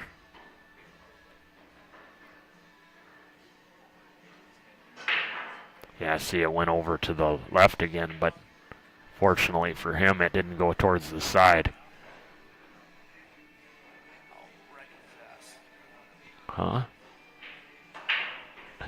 But it's rolling good for him right now, because he's not controlling that cue ball the greatest right now. But look at the spread. You can't argue with the results, but it's he's going to want to clean that up for when he plays Kevin Cardinal, though, because if he catches a bad couple breaks against Kevin, Kevin's going to punish him for sure. Kevin's a major champion. He hasn't been playing nearly as much pool as he used to, but Kevin's been going to forebears. He used to go to forebears back in the late 90s, and he's finished very well at forebears before, so. But look at the spread. You can't. It's like, wow.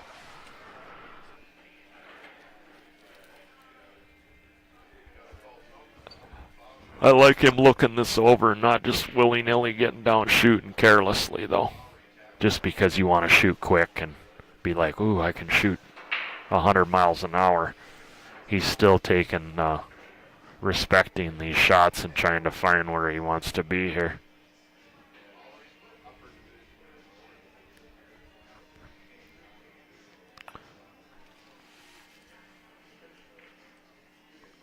He missed. Wow.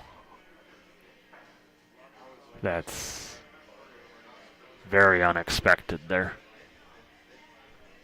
Well, Jerry needs to get to work here.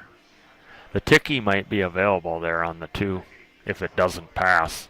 I think he can use the rail and then off the ball and then go in. He can also develop it somehow. He's got another solid down there where he can go off the 13 and develop it with that solid, but it looks like he's going to play it if it goes. If not, yeah, he'll have to play the ticky here. He tried the ticky. But I was going to say the 6, you could have played position for the 6 to play the 6 off the 13 and open up the hole. Well, you have insurance with this 4 ball sitting over here, so you're guaranteed to have a shot afterwards. And Jerry's mind is definitely his shot selection, and the way he's going about removing the balls is just not been up to speed. And he plays a lot better than this, but I think he's probably tired, and I think he finally hit a wall. As I've done many times, you just get to a point you just can't. It just is not working. It's just not happening. And when you're making poor decisions, that's typically a sign that you're either very tired or you're just very, very nervous. I don't think it's nerves so much as he's just out of gas.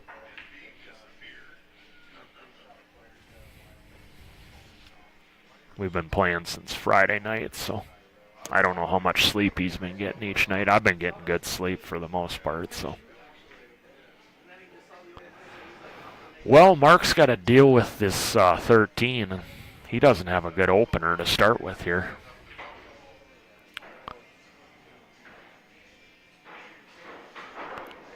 He was quick with the stroke there. His timing was quicker than normal for him. That led to him missing that ball.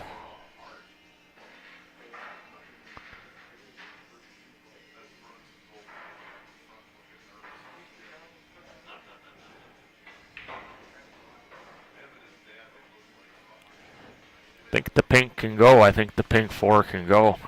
But I like to get to it right now just like this. And now shoot it while you have that insurance ball with the 6 ball sitting right there, because you're not going to be able to do a lot positional wise for it with off the 4. So I like what he just did there. Get on the 4 while the 6 is right there.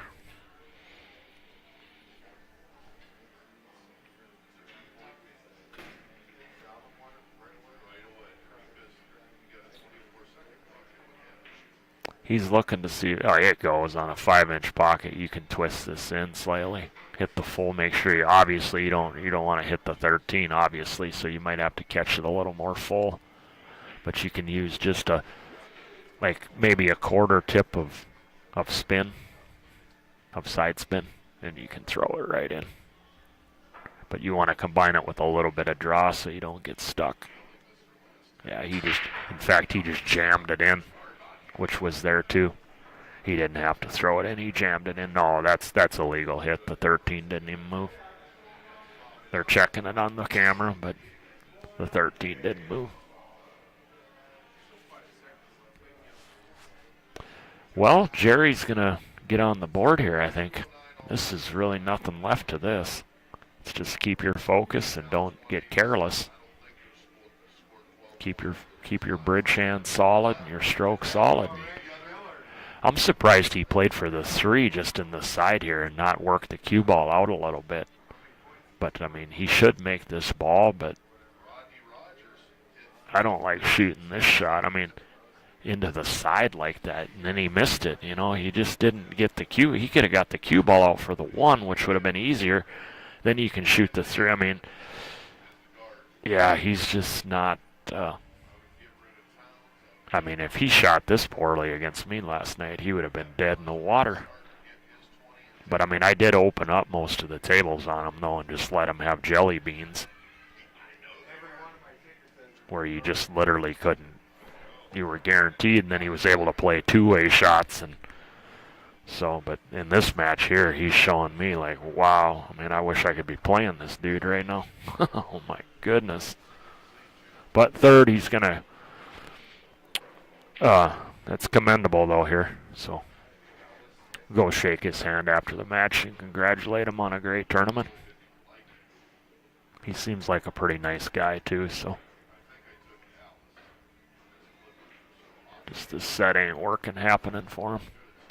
But I've been there many a times myself, so I know the feeling.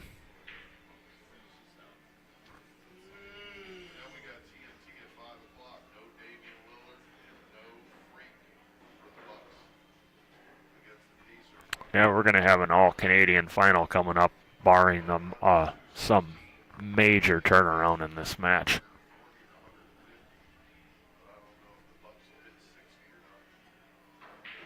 Same as Forebears. These Canadians, I'm telling you, we got to get some Americans come over to these tournaments. Like at Forebears, I wish those Minneapolis boys would come. Those Twin Cities guys would come up there. And oh, he got careless here. That was careless. All he's got to do is float it in, though. There's no position really to be had, but he should have been nowhere near this one ball elevated. Fortunately for him, he's up 3-0, and it ain't Hill shooting this shot Hill. I mean, you'd be a little more pressure on it. But I like what he's doing here. He's keeping it as level as possible. He was kind of off to the side of it, too, but he didn't elevate any more than it was necessary, which increases your accuracy.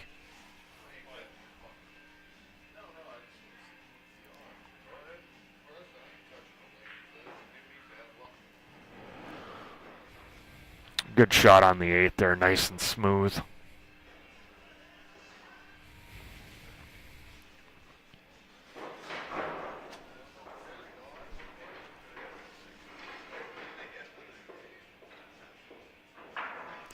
Nope, the tables aren't open, Jed. 70 on these two TV tables, it's only 75 cents a game, though. So, and then the rest of the tables, I believe, were a buck.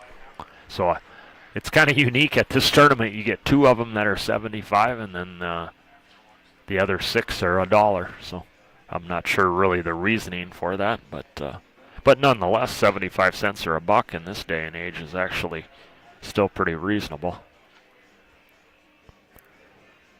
Where I play league, it's $1.50 right now. So.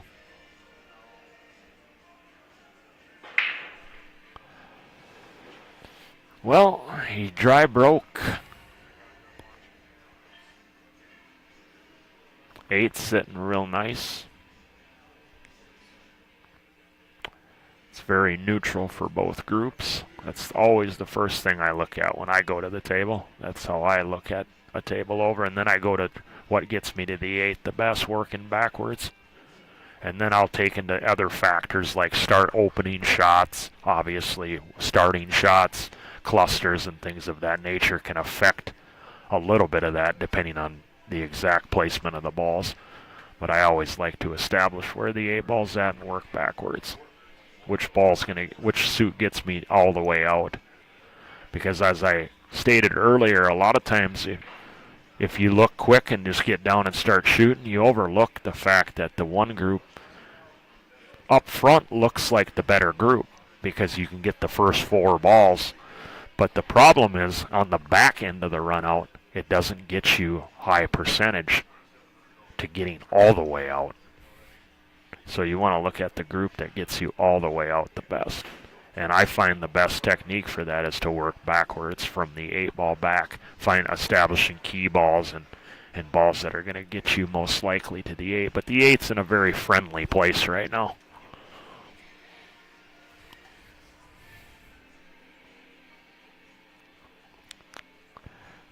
He's going to have to bump a ball here.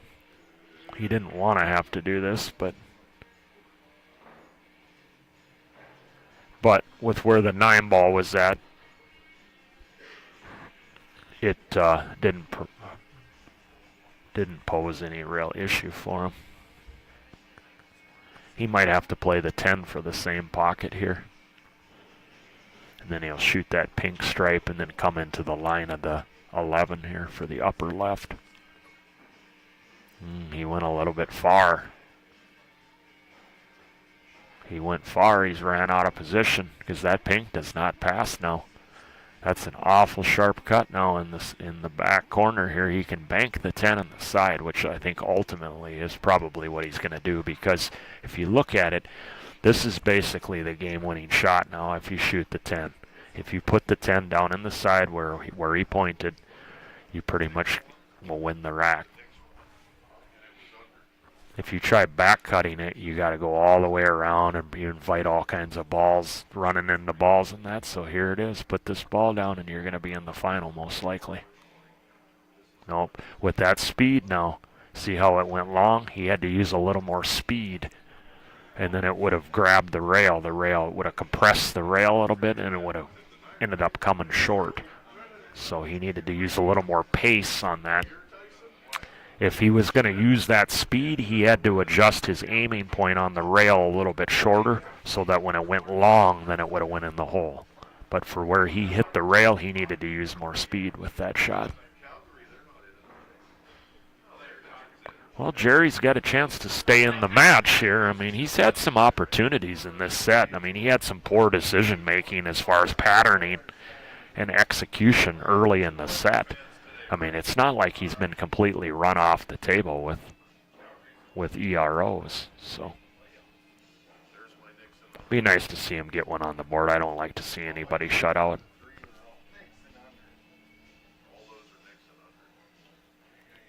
Stranger things have happened. I mean, it ain't over till it's over. I mean, I've seen 4-0 comebacks before. I mean, I played a tournament in Wisconsin one year. Me and 4 other people went out to Black River Falls, Wisconsin, and I was up 4-1 on a guy, and I lost. It was to get back to 5th, 6th. That was a tough one to swallow there. Being up 4-1 in a race to 5, and the guy beat me 4 on the spin, and so it's not over till it's over. But Jerry needs to get on this 7. He could shoot the 3 right now, which if it goes, I wouldn't mind shooting the 3 and saving the 2 as my key ball. He got good speed there. He's got the 7 nicely. 3 will be a good key ball also.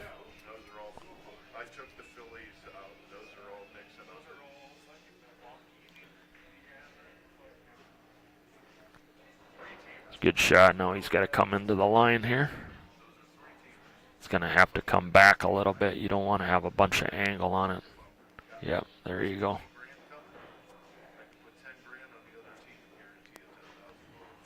Ideally, he would have liked to have come a little bit more, though. An extra maybe about 8 inches or 10 inches. But this should work. Nicely struck. Well, he's going to avoid the goose egg.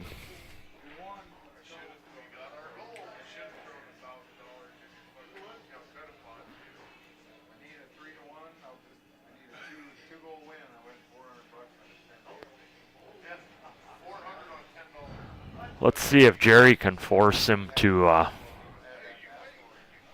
ERO him to win the match if he's going to lose. Because, I mean, if Jerry starts picking up the pace, and Mark hasn't been breaking and running, so with the opportunities he's had, I mean, Jerry can force him to at least break and run a rack out to beat him for the set.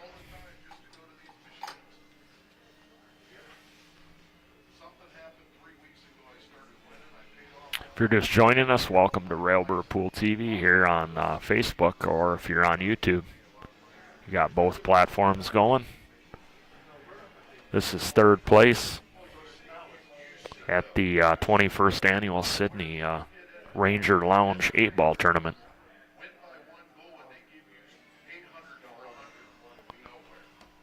$5,000 added. It's been a good weekend. We started with 64 players here on Friday night. We played to a redraw. Final 16 made it into a redraw, which means you get both your loss back if you made it in on the backside. And then we did a Calcutta last night. The Calcutta was $19,700.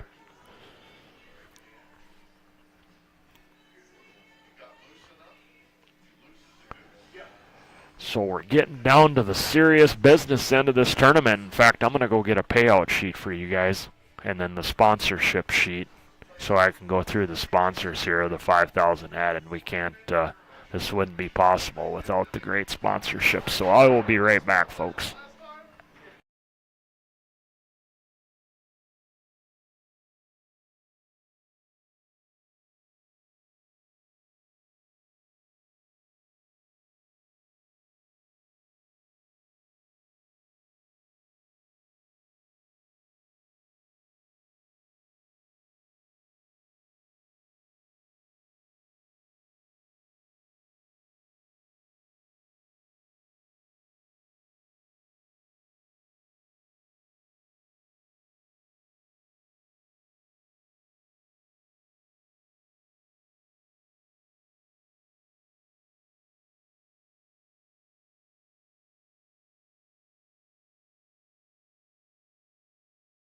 Well, I'm back. I got Eddie, the tournament director, trying to find me a sheet with all the sponsorships and then the payouts and all that. He lost that cue ball to that long rail again, but he's missing that side pocket right now, which that's been a recurring theme. He's getting good action though. Put a ball down here. He's kind of stuck here down here though. The 8 ball is pretty accessible for either group. Then from there I look at starting shots. I got the 5, so then I leave that in my mind, and now I look at where my clusters are at. The obvious one is up here in the upper right. He's going to go ahead with solids here, which that's what I like. I like solids. The 5, you can get on the 5, and then the 2 goes in the lower right here without even developing it. And then the 6 ball here will go also. You're going to have to leave a little bit of a cut on it. But I think he'll shoot the 7 now or the 3, obviously, and try to get on that 6 right away. With whatever one he shoots, whether it's the 3 or the 7, he's going to play to get to the 6 next. Because you don't want to transition from the 6 to the 5. You see what I'm saying? So he'll use the 3 to get on the 6, and then he'll go from the 6 to the 7 so that he can transition from the 7 to the 5. Because once again, you don't want to transition from the 6 to the 5. That's asking too much. So he came up a little short here. He wanted to probably another maybe 2 to 3 inches, but this will work. I mean, perfect position would have been, like I said, 2 to 3 inches over. He's a little steep, but I think he can thread the needle here and come for the 7 in the lower right-hand side, I believe. Let's see if he can do that. Oh, he ran into the 8 so that he could just stop it for the corner. I think he's ideal. I think he can punch over. Now he's got to determine whether or not he's going to get perfect on the 5, which he's looking at, so where he doesn't have to bump the 2. If he can do that, then that way he can go forward 2 rails and have the 2, or just 1 rail out and just have the 2 for the lower right. This is, he wanted another, probably a solid 4 inches out of this cue ball. I don't know if he can go inside and avoid the stripe, or if he might have to run into him. Now, if he has to run into him, this could get a little bit interesting here, because he doesn't have an automatic insurance ball. If he can go forward with a little bit of inside spin, he'll be just fine. Yeah, he bumped him, and that's what I'm talking about. It could get interesting. See, he wanted 4 more inches out of the cue ball when he got on that 5, and then it would have been a throw him in out. You could have just threw him in. And now he's in a big spot. He can't even go off that 11 and carry him in because of where the stripe's at. The ticky isn't there. The cross bank in the lower left is cut off. So just don't mention these people's names. Okay? And here are the sponsors right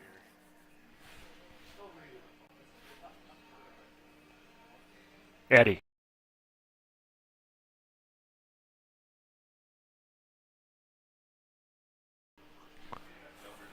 He's in a sticky spot. He doesn't have, boy, there's just, I'm looking at anything here. Does he, what, anything? I think you might have to kick this ball towards the side, the lower side, because the cross bank is cut off to the lower left. There's no real ticky. He's just going to roll it up and make him play from there. He didn't even get a rail. Which that was, he was in such a bad spot, but when you got to just roll a ball up on a ball, especially when you're playing someone on the level of a Jerry, you're not in a good spot. it might prolong it, but he didn't get the rail. Now he can break it out off his first shot with all kinds of insurance. So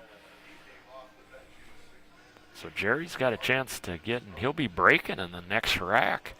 All of a sudden things could get real interesting, and that's a poor shot. He needed to make sure that he put the pace on there to free out, because you would have had the 9 guaranteed.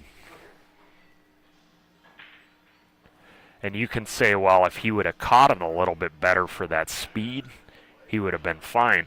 But the point I'm making, for where all the area is very open around that ball, so you want to make sure to give it enough speed so that there's no way that if you can't catch it a little bit bad, there is no way that you can possibly get stuck. Now, it's different if there's interfering balls from your opponent around there. You have to be a little more careful when you're going into balls and that. But in that situation, he didn't need to just crush the thing, but he needed to give it a little more pace, and there would have been no way he could have got stuck on there. That's a good two-way shot there, though, by Jerry. But this is a big ball when you're kicking it near the rail, and it's actually off the rail a little bit. So I expect him to go down to this down here, and he'll kick and try to catch the rail first. But you got to give it some pace so that it straightens out. Otherwise, it's going to go long. Yeah, see, he increased his pace that time, and he hit it fully. He come close. If you'd have caught the rail right before it, he would have made that ball. He didn't leave Jerry any hanger here. Let's see if Jerry can find a safe here. There's not an automatic safe where you can just stick the cue ball. So if he plays safe here, he's gonna have to. He's got to use some good judgment here with his speed. Let's see as far as shots. I see a two-way shot here. Cut the stripe that he's closest to up in the upper left, and bring the cue ball back across to where he's standing right now. And you'll have, or similar in that area, and then you'll have, or he can just roll up on this stripe playing a safe and try to roll up to that green stripe. Just barely nipping the ball past it. I don't know if he can get it to the rail or not, though. It's really close. He's going to play my first shot, yeah. And just bring the cue ball back, yep. Ooh. He gave him a cut on it, though, but this is going to be a tester. Cueing out of the pocket from distance. This will test him right here.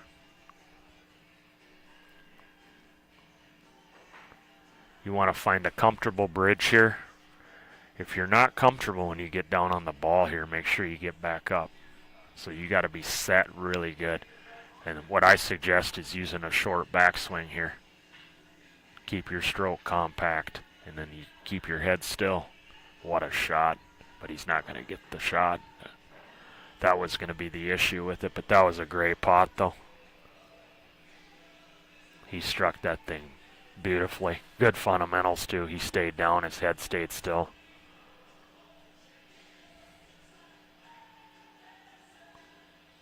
Decent chance to kick this into the corner.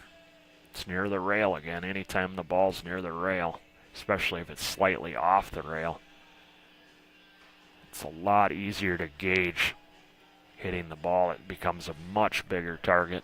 You can hit it a couple different ways and you can make it.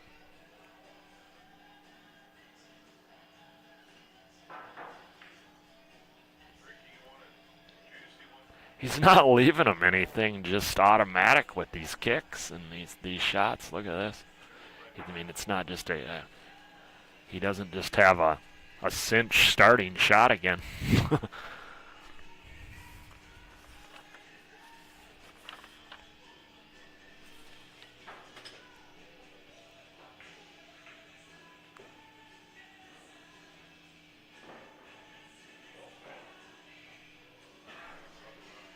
Good shot there from Jerry. He's not out of the woods yet here, though. He's kind of near the rail here, and he's got to gather his composure here.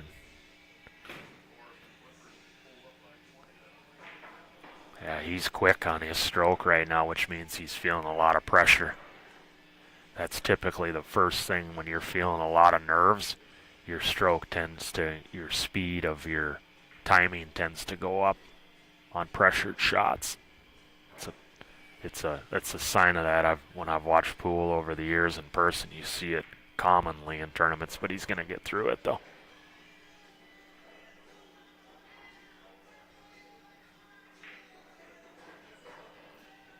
Yeah, it's looking like he's going to force Mark to break and run. I mean, because now he's not giving any of the games back like he was earlier in the match, so.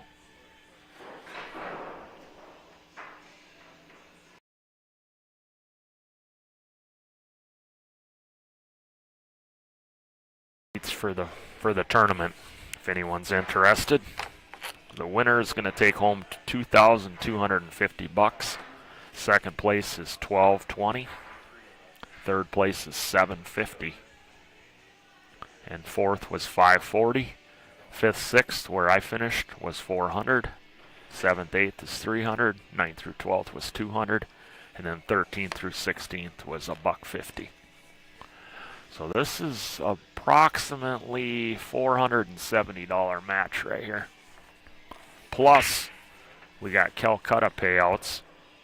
First, in the total Calcutta was $19,700, and then $200 of it had to go into the charity, so that left $19,500. And first is $7,800, second is $5,850, third is $3,900, and fourth was $1,950. So this is approximately about a $1,950 swing in the Calcutta in this match, along with about a $470 swing in the tournament payouts. So you're looking a little over about 24.20. So that's a nice little increase there.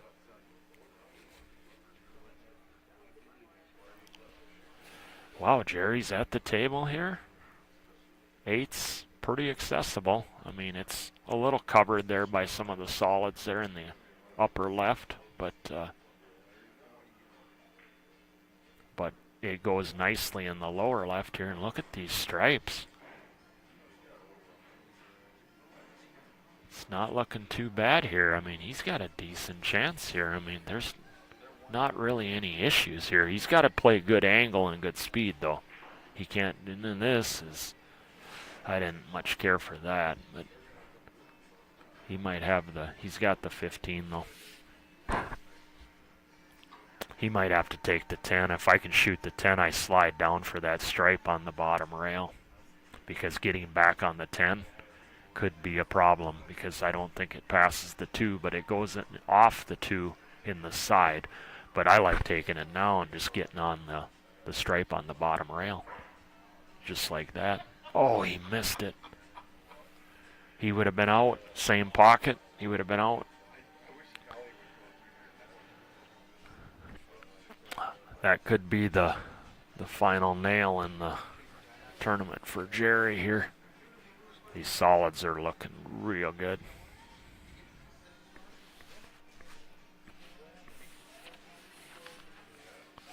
Well, Jerry goes through these solids here. I'm going to take a little time to announce the sponsors that added the $5,000 into the tournament. We got the Badlands Waterworks.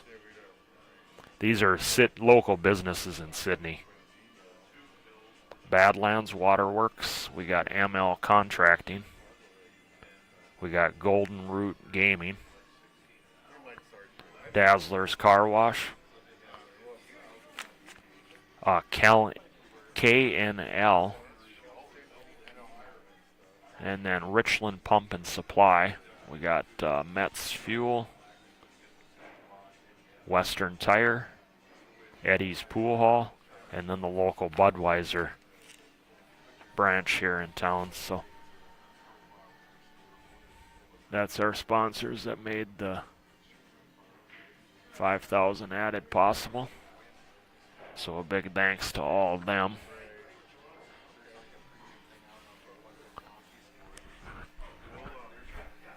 Looks like Mark's working his way through this pretty nicely. He's got a little angle on this 3, so he's going to have to go to the rail. But where the 2 and the 6 are at, that's just fine. Yeah, that works nice. Now he can pretty much stop it right there and take the shot in the corner if he wants. Or he can draw back to the rail and out for the side pocket. Or just take it for the corner. Yep.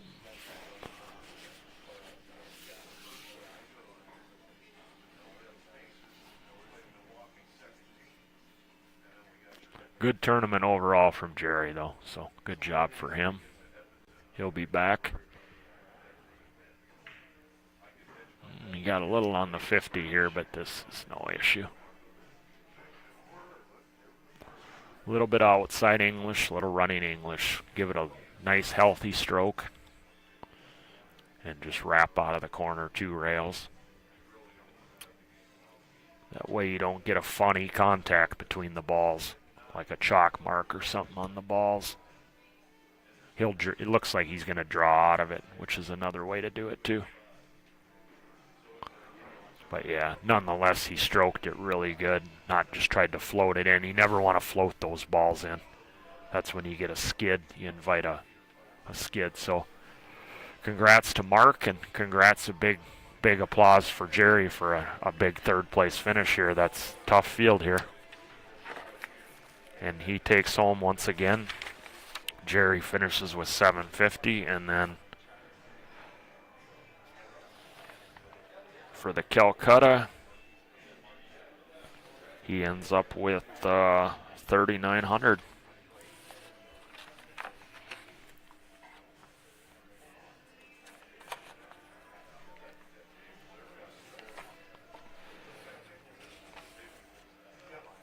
Mark's going into this final. Go over a little bit of the, we got Kevin Cardinal taking on Mark Vino here. This is a pretty, on paper, this is a pretty even matchup on paper. So for Mark, he's definitely going to have to play a little sharper here as far as getting out on some of his breaks, I think, here going forward into this match, into the final, because if Kevin gets the opportunities that Jerry got, it's going to be a Kevin Cardinal winner. So Mark's got to play considerably better as far as finishing out off of his break.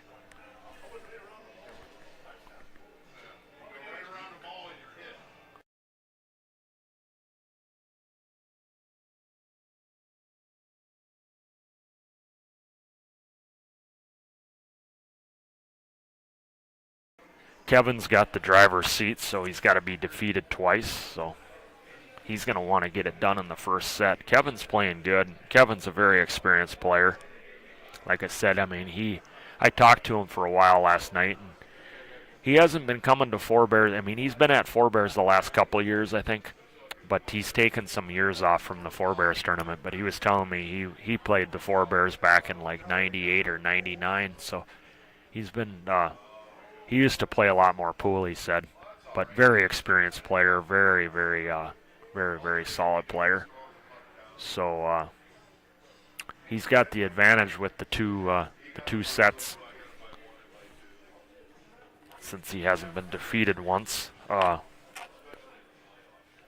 Yeah, it's going to be, I think this is going to be a game of execution, basically. I mean, the break, yes. I mean, we'll see how the break determines it. But overall, I think it's going to come down to, I think they're both going to make balls on the break. So I think it's going to come down to who can clear up the most. Because Kevin's been making balls on the break when I've been watching him. He hasn't had really much issues with the putting balls down. So But we'll see now. Now that I state that, it will probably they'll start dry braking and scratching on the brake, and but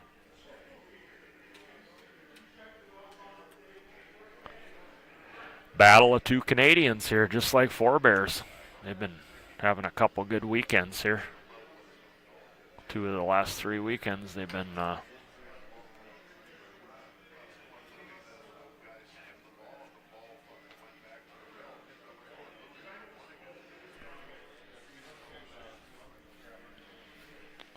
how's everyone doing out there? You guys enjoying the stream? We're going to get the final going here soon. Kevin made his way over to the table. I think they're going to toss it up here shortly here, and we're going to get this final underway. If you're just joining us, we're live in Sidney, Montana here. It's about 40 miles, right around 40 miles, I believe, maybe 37, something like that from Williston, just inside Montana. We're at the Ranger Lounge, 21st Annual Ranger Lounge 8-ball tournament. We started with 64 players here on Friday night, and we played to a 16-player redraw with a Calcutta, and it's a race to 5 alternating break. And we're down to 2, the 2 Canadians right here.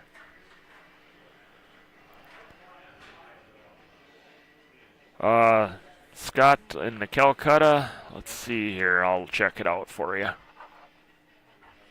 Ricky Schroeder from Williston bought Kevin Cardinal. And Mark was bought by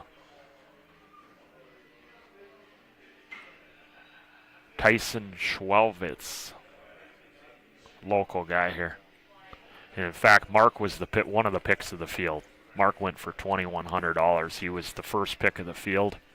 And then Zeb Crawford was the second pick of the field at $1,700. Kevin Cardinal went for $1,800. Surprisingly, I went for $2,000 and I wasn't even the pick of the field, which is pretty unusual.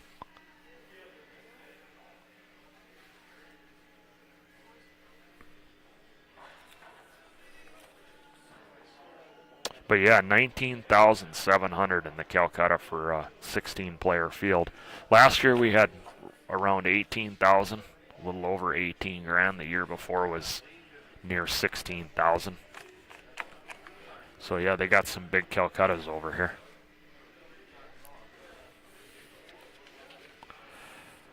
First place is going to be $2,250 for the tournament.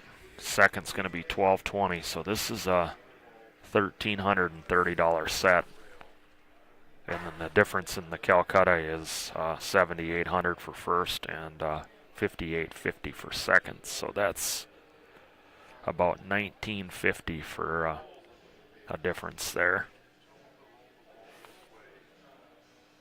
So $1,950 and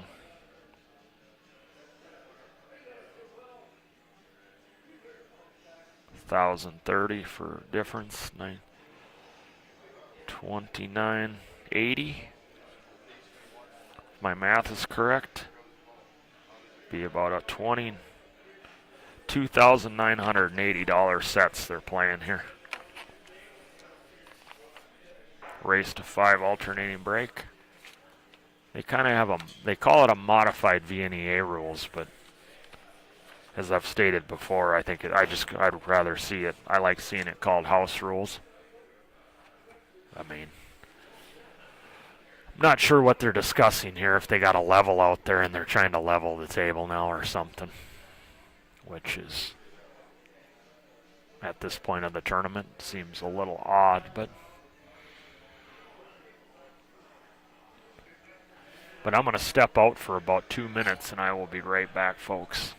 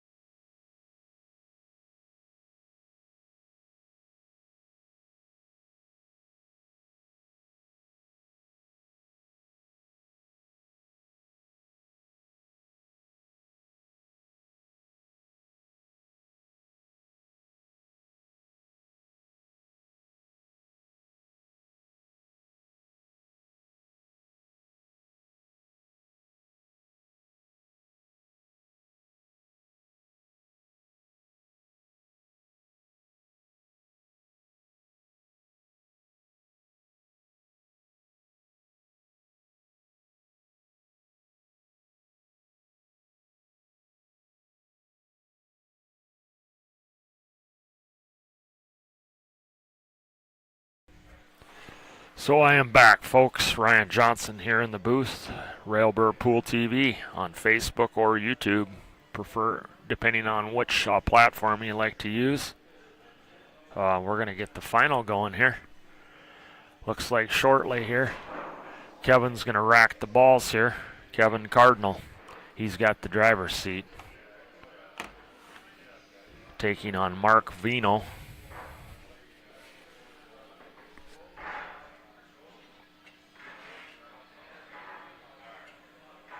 Once again, it's a race to 5, so alternating breaks.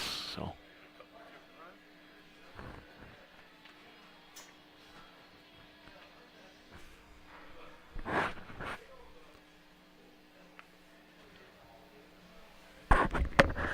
we got Mr. Howard Van Pelt stepping into the booth with me here.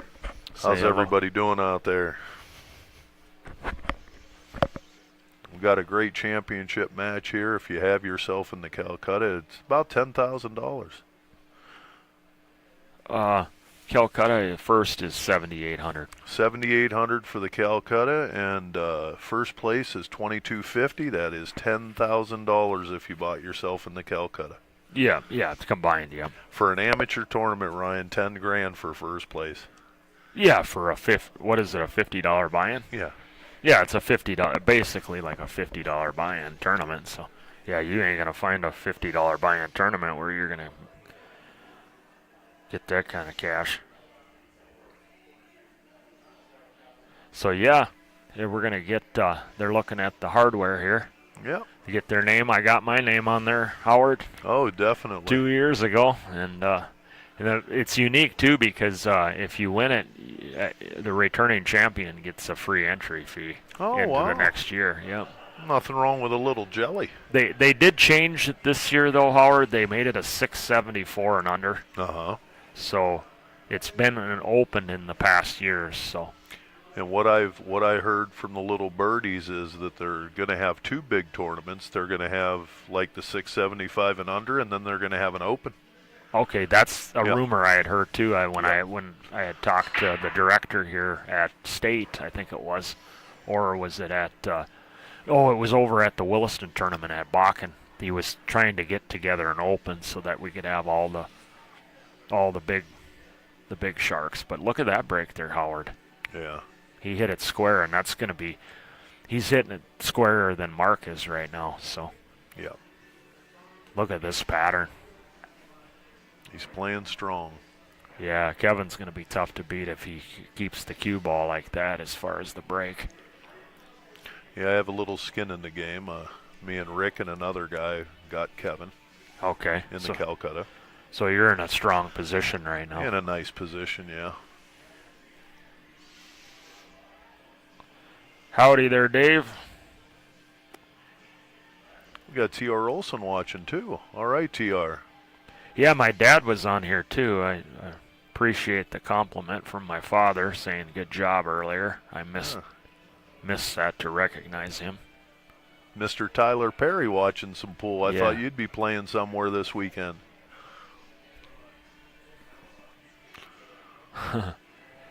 Yeah, no, they made it a 674 and under. It's is Tyler higher than that? Yes, by 3 points, I think. Oh, geez. Yeah, and of course you know my thoughts on the Fargo rating. Yeah, no, and I understand. I understand where they're coming from here, and that me personally, I would love an open, but it's not my tournament. And they gotta look what's best for their sponsors and for exactly, and especially players. the locals. And but we had Cody Steinbeiser. He ended up in the final 16, one of the local players. Yeah. Which was nice. And then we had a few of the Williston make the final 16. So yeah, the locals kind of represented pretty well. I could have done a little better in the final 16, but yeah, he's working his way through this rack real nicely here, which is expected here. It's there's no issues right now. Not at all. And he might have wanted to get on that 2. Yeah, I mean, ideally, if he could have got to the 2 right away there, that would have been perfect. He's looking to see if he's looking. He'd have to wiggle it, but I think he's going to shoot the 3 here and suck it back a little bit. Yeah. Interesting. Went the other way. This is an interesting note, Howard. The initial draw, we started with 64, and of course we played down to the final 16 redraw. Yeah. The initial draw with the 64 players, these two guys drew each other out of this entire field. Mm-hmm. For And the, then went through. And they're playing in the final now. So I told Kevin last night, I talked to him for a while, and I was like, that's the best thing that could have happened to you, playing Mark right away, and he lost hill to him, and then had to get in on the backside. Then you get both your chances back. Oh, yeah. And you're just a dangerous guy then. Exactly. And then you got to face one of the best players right away in the tournament. You didn't have no cupcake route where you know what I mean? Yeah, and see, you know, when you get to the final 16, you want to move up, and you want to move up to the money. But usually when you play the better player, your concentration's better, and you tighten up your game, you know, and it helps throughout. When you get somebody you don't think that should make the final 16, sometimes you relax, and it could bite you, you know. Yeah. And over the years, I've gotten very solid in that department, improving in that department. Yeah. Not letting my guard down, you know. And actually, you just actually shoot better than you just usually play lights out on somebody that's not as strong, you know, then for sure. Look at that. Mark cleaned it up. Yeah. That's much better than what he was doing in the last two sets I seen him play. Okay. So, you know, as far as hitting it square, Hitting it he's square. not threatening the side pocket there that time, and that's exactly what he needed to do here. So he's got a little work to do if he would take the high balls. He's got a little work to do because he got a ball stuck by the 3 and the 5. Yeah, you're definitely taking solids here. Yep. I'm going to shoot this 2, probably roll up a little bit, get that ball off the rail. But no, he comes back the other way. Yeah, I like this totally Yeah. right here. Oh, yeah. You get in on the 5 now, and then the 4 will still go, and then the 6, the 1, and the 2 are all there. The 8 goes in the multiple pockets. So Yep. I Yeah, it definitely- looks like the 8 goes in all 6 pockets, right? Yeah, I think it does. So, and the middle of the table is just completely wide open of any interfering balls. Got a little bit caught it A little bit back. funky there. Yeah, now I he's think he wanted to sweep bump the it. 5 out there. Yeah, he wanted to bump it more forward, obviously, and now he's going to have to change plans here. You think he's going to go down? He might go down table. That's what I would do. I would go 2 rails down table. Okay. Take that 1 and the 7 out of there, and then use the 5 and stop the 5 for the 8 and the side. Well, you got the pink 4 here to deal with, though. Oh, That's yeah, why. I tell That's you, why it was huge. I'm that not he, used to pink, and I'm not used to pink, and I'm not used to gray. Yeah, no, and that's why it was huge that he wanted to get that 5, but he went your 2 rail route Yeah. to get down there. 2 rail to get down, clean this end of the table up. But now he's got the middle of the table. See, this is such a critical importance of the freedom that you have when that middle of the table is where there's no shadows in the way. Yeah, because No your beach lanes. balls. Yeah, you get no lanes. Your lanes are wide open, so he can work the cue ball now, and especially having to come into this line of this 5, because he's going to need the middle of the table to come in on this line of this 5 ball here. Yep.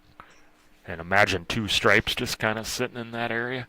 It would make life way more difficult.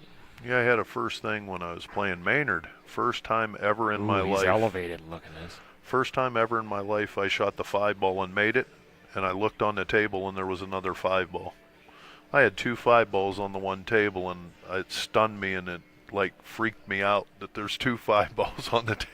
Really? Yeah. What was the ball set? They just On goofed that up- Miller Lite table with a yellow Miller Lite, there were 2 5 balls. Really? So I when I guess I made a never 5, played. I I never looked- played on that table. So that was the way it was the whole tournament. Yeah, it freaked me out. I Really? made a ball and I was like, 'Cause did it these were pop brand back new- on the table. These were brand new ball sets I they know. put out fresh out of the box when I was warming up Yeah. on Friday night. 2 5 balls. Huh. Yeah, that's kind of makes you think twice. But Yeah. boy, he's on distance on this shot He's here. on distance. Wow, this. He would either have to. I would say you'd want to suck it back to the third diamond to get on that ball, or do you try to go 2 rails and get beneath it? But really, I don't. The 8's in the way, blocking one pocket. This in is the a high ball. difficult shot because Yes. to try to hold it perfectly, there's almost no. I mean, to come with that kind of stroke. You would have extreme follow through, use the rail to suck it back, and try to get to the third diamond to shoot that low Yeah, ball. And the other. This is a tough shot, and that's if he even has the ball. He might Yes. not be able to get in there. I don't know if he can get yeah. in there. I Yeah, it think he looks- can get in there. But yeah, this is gonna take. Yeah, This is gonna this test is- him here. Yeah. He's gonna be tested for sure. Oh, he couldn't make that ball. He just cross-faced it. He could not make that 5 ball.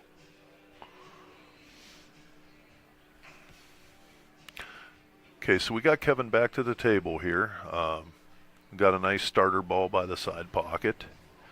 And he's basically the 10. I think he's looking at the 10 right now. Oh, I like the 10 if you got If it can go, or you can hit the rail and hit it off the other high ball to pocket it. Yeah. And then he has a couple, he got a couple hangers to where. Yeah, he's got outlet balls for Yeah. sure. So yeah, I like if the 10, if he can do it somehow now, I like doing it now. Yeah. But he you must know- not. Maybe it doesn't go, or he has a different idea in mind. Maybe he's going to be patient because usually you want to get the hard ball out of the way if you have an opportunity. But there's nothing wrong with being patient when the table's wide open Yeah. to get a better shot than that. And he could. I mean, not that I see him doing this, but there is defensive options too. Oh, yeah. But I don't foresee him playing defense with where the balls are at. No, not at all. But I'm just saying that there are some possibilities there, Yes. So, but he's definitely given it some thought, though.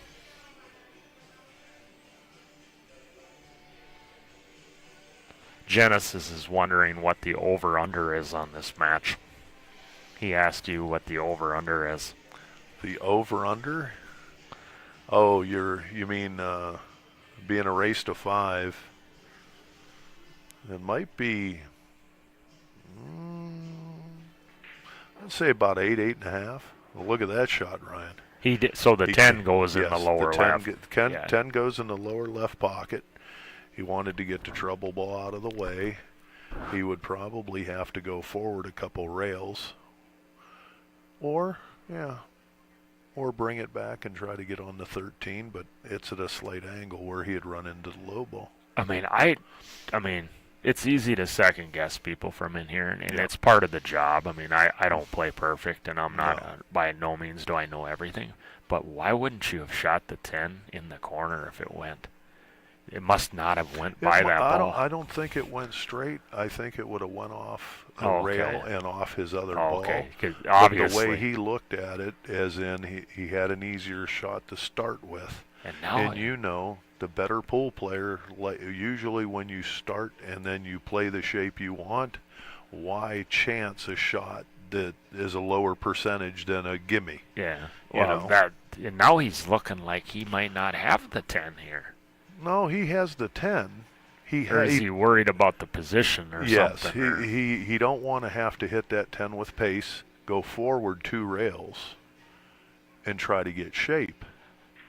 He would rather. Yeah, he he's played, playing defense. He played and defense. no, he ain't. And there's gonna- nothing wrong with playing defense. Yeah, You don't want to let the guy back up to the table, but you're making him kick a ball. No matter where on the table, it looks like Kevin will have a shot if he gets back up. Yeah. Oh, for sure. But you're giving him a chance here to make this ball, though. Yeah. I mean, Somebody can't beat you when they're sitting in their chair. yeah, I would actually be happy in this situation that he actually played defense, to be honest with you, because I'm expecting him to be out cold on that stripes. So for Mark, even though, like you said, it's you're kicking here, but I would be happy to be kicking rather than the guy Sitting run in out. your chair. Yeah. Yeah, oh, for sure.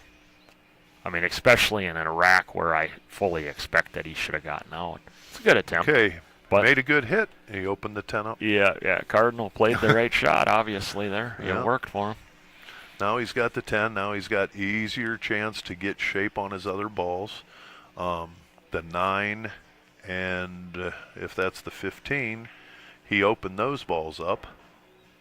That's one thing about Kevin is he's going to make the right decisions Yes. most of the time. Yep. This guy will not. I mean, yes, we all shoot a little bit differently, Howard, but this guy, you're not going to be going, what in the world is he doing? You know, No, look, with his thought process is what I'm saying, you know. Yeah, he said that he quit pool like in 2004. He hasn't been playing for like 17 years. He's just getting back into it. Yeah, that's what he was telling And me he's last a night. Canadian national champion. Yeah, oh yeah. Yeah, that year Rob Matson was trying to three-peat Forebears. Kevin Cardinal and Edwin Montel and those guys come down and they pushed Robbie to like third or fourth. Oh, okay. And They he- stole the money and took it back to Canada. Yeah, they kept him from three-peating. I think it was 98, 99, and 2000, or maybe 99, 2000, 2001. Oh, okay. Somewhere in there, but yeah. All right, so Kevin here got a couple options. He could take the bunny and then roll up, or he could hit the rail here, go over and back. He's going to take the bunny, come roll back up, and it looks like the 8 goes in 5 pockets. Ooh, And he what blocked. Kevin did? No, I think, Yeah, it's still there. yeah, He's a little bit flat here. He's going to have to stroke this a little bit more, but yeah. Not it much. Looks like he likes to shoot. He likes to follow through. So this ain't a touch shot. So that's a good thing. I think the 8 goes in all 6 pockets now. That's why he wanted to bump that ball out of the way, just in case. But yeah, if one thing's for sure. He drilled that. Yeah, paid it perfect. Ball in hand position. But yeah, like I Pup said, it on you a know, string coming, there, Ryan. Pup you it on know, a string. Brought it and I right had- back perfect. I had noted this in the coming into the match on the stream that Mark was going to have to finish off his own break to beat Kevin Cardinal. Oh, yeah. He's not. If he gives the same opportunities that he gave to Jerry, Kevin Cardinal's going to win. Okay. Well, And you know, you're seeing that right now. Well, Mark's not getting out on his break off that one break, Yeah. and he's gonna get punished. Kevin's not gonna make strange decisions. No. You see that already. He's Yeah. very thoughtful of what he does in that. So Yeah. you're not gonna sit there and go, well, "I can't believe he just." I mean, like really, like oddly, like what is he doing? You know, where I seen like Jerry make some decisions in that last match that you're going, that's not good. I gotcha. And see, from my experience of playing for years, there's a lot of guys out there that don't miss. But if you can't make a ball on the break, you're easy to beat. Oh no, I learned that the hard way when I finished 5th today. I lost. I dry broke 3 times, Howard, and he ran 2 out of the 3. That was the difference in both my lot. Well, against Jerry, I stalled too much. Jerry had a Okay. good tournament. You got to give him a congratulations. Yeah. He won the matches, and that's all there is to it. Yeah. But If you left Jerry a Ooh. shot, he's going to get out. I was saying Kevin was controlling the cue ball in that last rack there. He forced it right into the side and is going to let Mark back into the match. Wow. Yeah, he must, with a capital M, must get out here. Do you see any trouble anywhere? No, I don't. I think everything Oh, goes you got to without shoot moving. the 6 ball down in the other corner. Well, if Is you that take your starter? solids, Yeah. if you take solids, the 6 is this. You Yep. wouldn't shoot that one, but you're going to take stripes all day long here. Yeah. But the 9 is a good key ball for the 8. Yeah. Everything else just lays good. There's a couple different balls you could use to get to the 9, but I think That's the way he's going to roll, huh? the 9 will be his key ball, but we'll see. We'll see if I'm correct on that. What do you like for a key ball here, Howard? No, yeah, I kind of agree with you there. It looks like a 13 to a 9. He's going to shoot the 11, then he's probably going to make this 15. Going to draw it back, try to shoot that ball in the side. But somewhere he's going to have to make the 10 before he shoots the 13 to the 9. That's why there was a couple interchangeable balls with the 9, but I definitely like the 13 with the 9, but I was seeing the 10 is also very interchangeable to run to the 9, but Okay, so he slid over there. Going to make this ball in the side. And where's he going to do? Is he going to try to bump the 10? Is he going to try to go around the 10? Or is he just going to slide the cue ball? There was another pattern that I thought of too, Howard, and that was getting on the 9 early and opening the pocket up while you had all these Yes. balls in the side, and then the 8 is just very easy to go to the upper left. That was the other pattern I thought of too.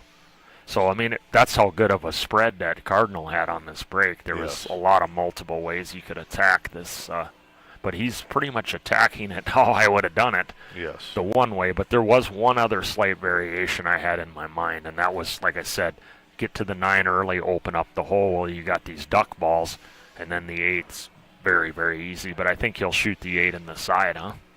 He could either shoot the 8 off in the side, or right now he could shoot the 9 hard off the 7 to open up the pocket and maybe come up play some above it. last pocket. Yeah. That's the other shot.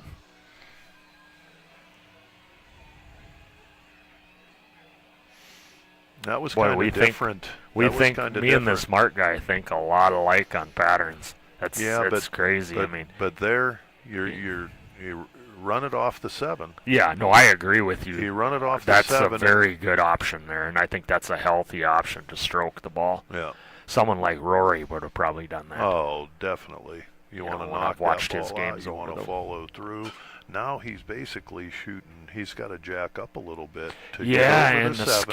skid. These And shots the here, skid, if you shoot it, baby it. if you drag your hand and baby it, it might slide on you. Yeah, you get a bad contact. Yeah. I had that happen to me against Zeb last year at Williston back in 23 He drilled at it. the tournament. I had a shot that I skidded into the side to get him to Hill in the final. In the final match, he had the driver's seat, and it was only the first set. Mm-hmm. But I had a ball skid on me because I tried to baby it in the side.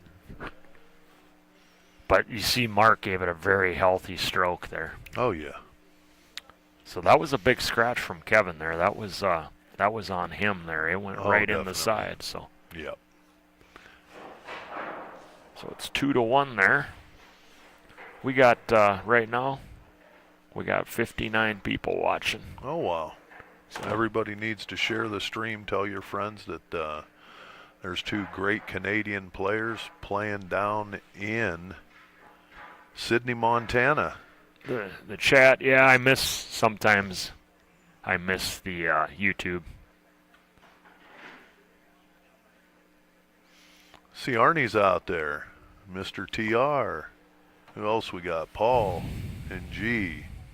Scotty Hyman and Tony Ross. Tone. Yeah, as far as Paul there, yeah, I see your comment now. I didn't program it in there. I think that's over them on the. We can go correct that after on the touch screen. Mm-hmm. Correct the spelling of that name. Okay, As far so as the- here's a way it's- better break. Yeah, Mark's hitting them way better, Howard. He's Yeah. getting that control of the cue ball back. Looks like he's probably going to take the low balls. He's got to play a little shape to get on the 8 ball. It goes in a few pockets, but got a little work to do. You like the low balls here, huh? Oh yeah. Okay. The 8 passes, you can get on that 8 without moving it? It's no, that's what I mean. You got a little work to do on the 8 ball. Yeah. So 2 would be a But good no, key he's ball, huh? He's taking the lows. Yeah. So the 2 will be your key ball then, huh, Howard? 2's the key ball. Yeah. Right now, I think. Does he want to shoot the 7 and play shape? Or does he want to shoot the 1? Yeah, But yeah, he couple might. different ways you can do it. It's hard to tell from here if that 8 passes, but looks like you got to play some shape. Okay, he's going to shoot the 7 here. He's going to try to come back to almost where he's at, which kind of he does. Left a little bit more of an angle on the 1 that he wanted. Yeah, I didn't think he would draw back that much, but No. I thought he would just draw enough over to slide over for the 6, but Yeah, or it follow looked forward. like he brought it straight back. Or follow forward for the 6 in the lower left, but either. Yeah. But I would have liked to have come out for the side. I think your position area was bigger Yes. to go from the 6 to the 2. If you But he got a lot of angle, like you said here on the 1. I'm surprised he drew it back that much. And when he shoots the 1, the 15's in the way of breaking the 8 out if he needs to break the 8 out. And when you hit that 15, you don't know where that cue ball's going. Not exactly, no. I mean, you're pretty close to it. You get a little bit of prediction, but you don't overall know. You got to be very precise, though. And you can for actually hit that 15 and might roll the 15 up on that low ball. You never know. Yeah. Depending on your speed, yes. Yeah.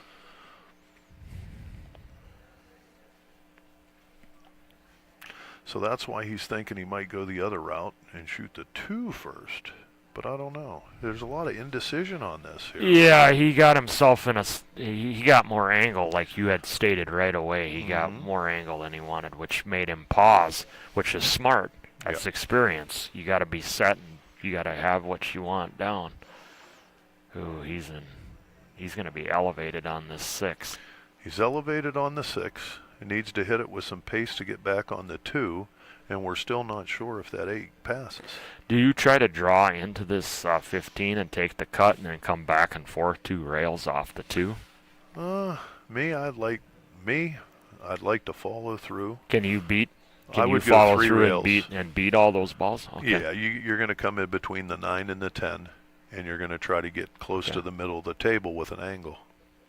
If that's there, then that's without hitting the And he ball and did running not- astray. That's what. But he's just further away from it now. And when we don't know if that 8 goes in that pocket. Yeah. If it does, do you kill this or do you try to come back and forth? Well, remember he had a shot like this earlier. Remember when he had the 5, but he couldn't see the 5 and he cross-faced it and it cost him that game. Oh yes. So this is about the same shot. This is a sticky shot here. This is a touchy shot to You where gotta hit this good. Yep, yes you do. Position-wise. And this will tell us if the 8 goes. He's going high ball here. He killed it. And no, he missed the overcut shot. it. Yeah, because he got far away from it. That's why I thought he might try to draw onto that 15 to maintain a little bit closer proximity to the 2. And that's the thing that, what people don't realize is in pool, a round object's hitting a round object. The closer you are to that object, the easier it is to make the ball. People think, because the ball's by the hole, this is what I do. The closer the cue ball is to the object ball, the more balls you're going to make if you know the angles. Well, and then controlling the cue ball's a lot simpler too when you're closer. But in that case, he would have left more angle. The shot that I was explaining, if it was there, he would have had to elevate more. Oh, yeah. But you would have left a lot more angle, but you would have had a 2 rail. Because he played that 2 like he was going to be able to make that 8 right in that corner. Yes. So with the bigger angle, he could have come 2 rails back and forth and still had that shot. There's a big zone to get into over here. Oh, definitely. And then you're allowed to let your stroke out more comfortably than he tried to kill that ball, which is tough to do from that distance. Definitely. That stroke that he had to use to kill that ball, you know how tough that is? Yep. So what do you like here, Ryan? Do you like cutting in the 9 and then trying to run into those 2 balls a little bit, or what? Oh, they both go. He has to run no, into they them, both go. I don't run into those in a million years if they both go. Let the cue ball go a little bit. I don't know what he was doing there, though. Because he wasn't trying to run into him. But why he put all that speed on it, I'm not sure there. Well, I think what he's going to do here is he's going to skim the 13. He's going to try to leave the cue ball behind the 8 and mirror for the 2. Ooh, he didn't. He left a big pocket bank. He left a pocket. But the problem is what do you do with the 8 ball, though? The cue ball's going to be flying down to the right. Yep. Yeah, then you could bank it in the side, but that's a very tough bank. Yeah. But either way, the position on the 8 is going to be very difficult. Kevin right there did not get to the first diamond. If he would have got to the second diamond, he would have been fine. He'd have been fabulous. But it was better to be under than over. Oh, definitely. You're forcing him to bank, and like I said, the ball is a big ball with the 13 sitting there. Yep. You get a pocket and a half there. Yeah. You don't even have to hit the pocket. You can make it. Yep. But the problem is the 8 ball. Pool is it's such a tight game. Sometimes you just can't. Oh, definitely. You always got to be playing these tight little shots that are just like not formalities. He didn't There's hit the it. pocket and a half. He did not make the shot. He It's hit- coming down, and He didn't hit that one that great not at at all. all. No, he hit that like he was breaking. He was Yeah. trying to make it, not knowing it was going in the hole. Yeah, was either trying to missed make that it- by quite a bit. I Yes. mean, that was a big pocket. I mean, Yeah. like you said, he could have hit the 13 most likely. It would have went in. And then he could have hit the rail first, but he was off by over almost a diamond. It was Long. well. He hit it like a hard nervous. Well, You I know? think he was really, what was the problem with the shot, once again, was the position to get to the 8. And I think Yes. he was he knew he wasn't going to get a good shot on the 8, Yes. which I think affected his potting and actually his mind. Now look at that shot. That's the difference. That's the difference between the higher echelon players right there. He slammed that high ball, and he left him kissing the 8. That's a safe. You don't leave a ball behind the ball so somebody can jump it. Now you got to go at least 2 rails to make a Yeah, good hit he on cut that off too. the one railer for sure. Oh, yeah. Unless he goes to And the he short rail. slammed that But you're not going to go to the short rail here because you're No. reaching too much. And he slammed that ball to leave it kissing the 8. Yeah, stun. He stun run through it pretty much is what he did. That way he could get he could nuzzle it up and then use the speed to Oh, to it was, send that the- was an excellent shot. Yeah, yeah. Excellent shot. But like I said, coming into the match, Cardinal is you're gonna for Mark to beat him. He has to run out on his brakes. yeah. He's not gonna. Cardinal's not gonna make a lot of poor decisions. in No, that. not at all.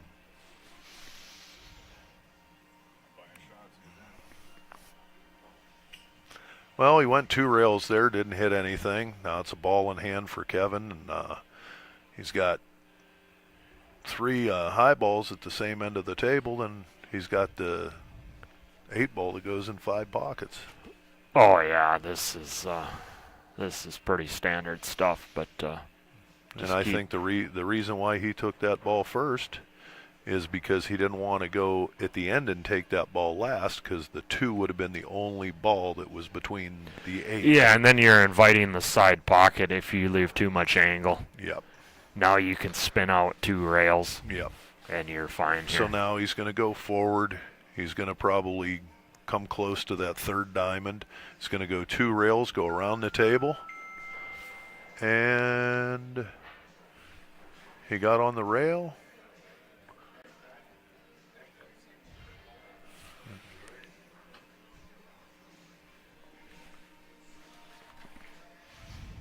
And he pocketed the 8 ball. Hit it nice pocket speed.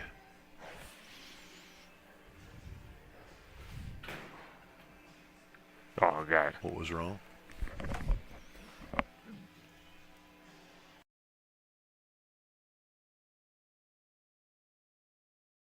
All right. But yeah, 3-1 there, 3 Howard. to 1. 3 to 1. He ran that a little too far, got up on the rail, dropped the chalk, and the cue ball almost hit the chalk coming down, which would have been a foul. Oh, that would have Yeah. been. Imagine that. Imagine that. That would have been. He's got a commanding lead right now, Howard, 3-1 with the break. Race to 5, Yep. alternating breaks, and Kevin's got the driver's seat if you're just joining like, us. Like you said, all he got to do is keep it on the table and make a ball here. He let it go, last time in scratch, didn't he? Yeah, and the first one he hit it perfect. The second one he hit bad. So Yeah. we'll see Let's which see what version. happens here. And he missed it Goes again, to and the rail. ooh, and it would have scratched. The 5 was gonna. Yep. The 5 got in the way. 5 blocked it. Look at the 8 ball though.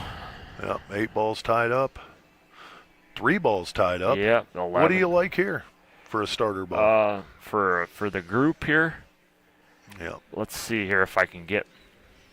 There's my no thoughts easy in. run out there. No, I'm gonna look here, and Kevin's gonna take some time to think this through, so it's gonna give me time to look here. But 8 ball backwards. Which group is better for the 8 here, Howard?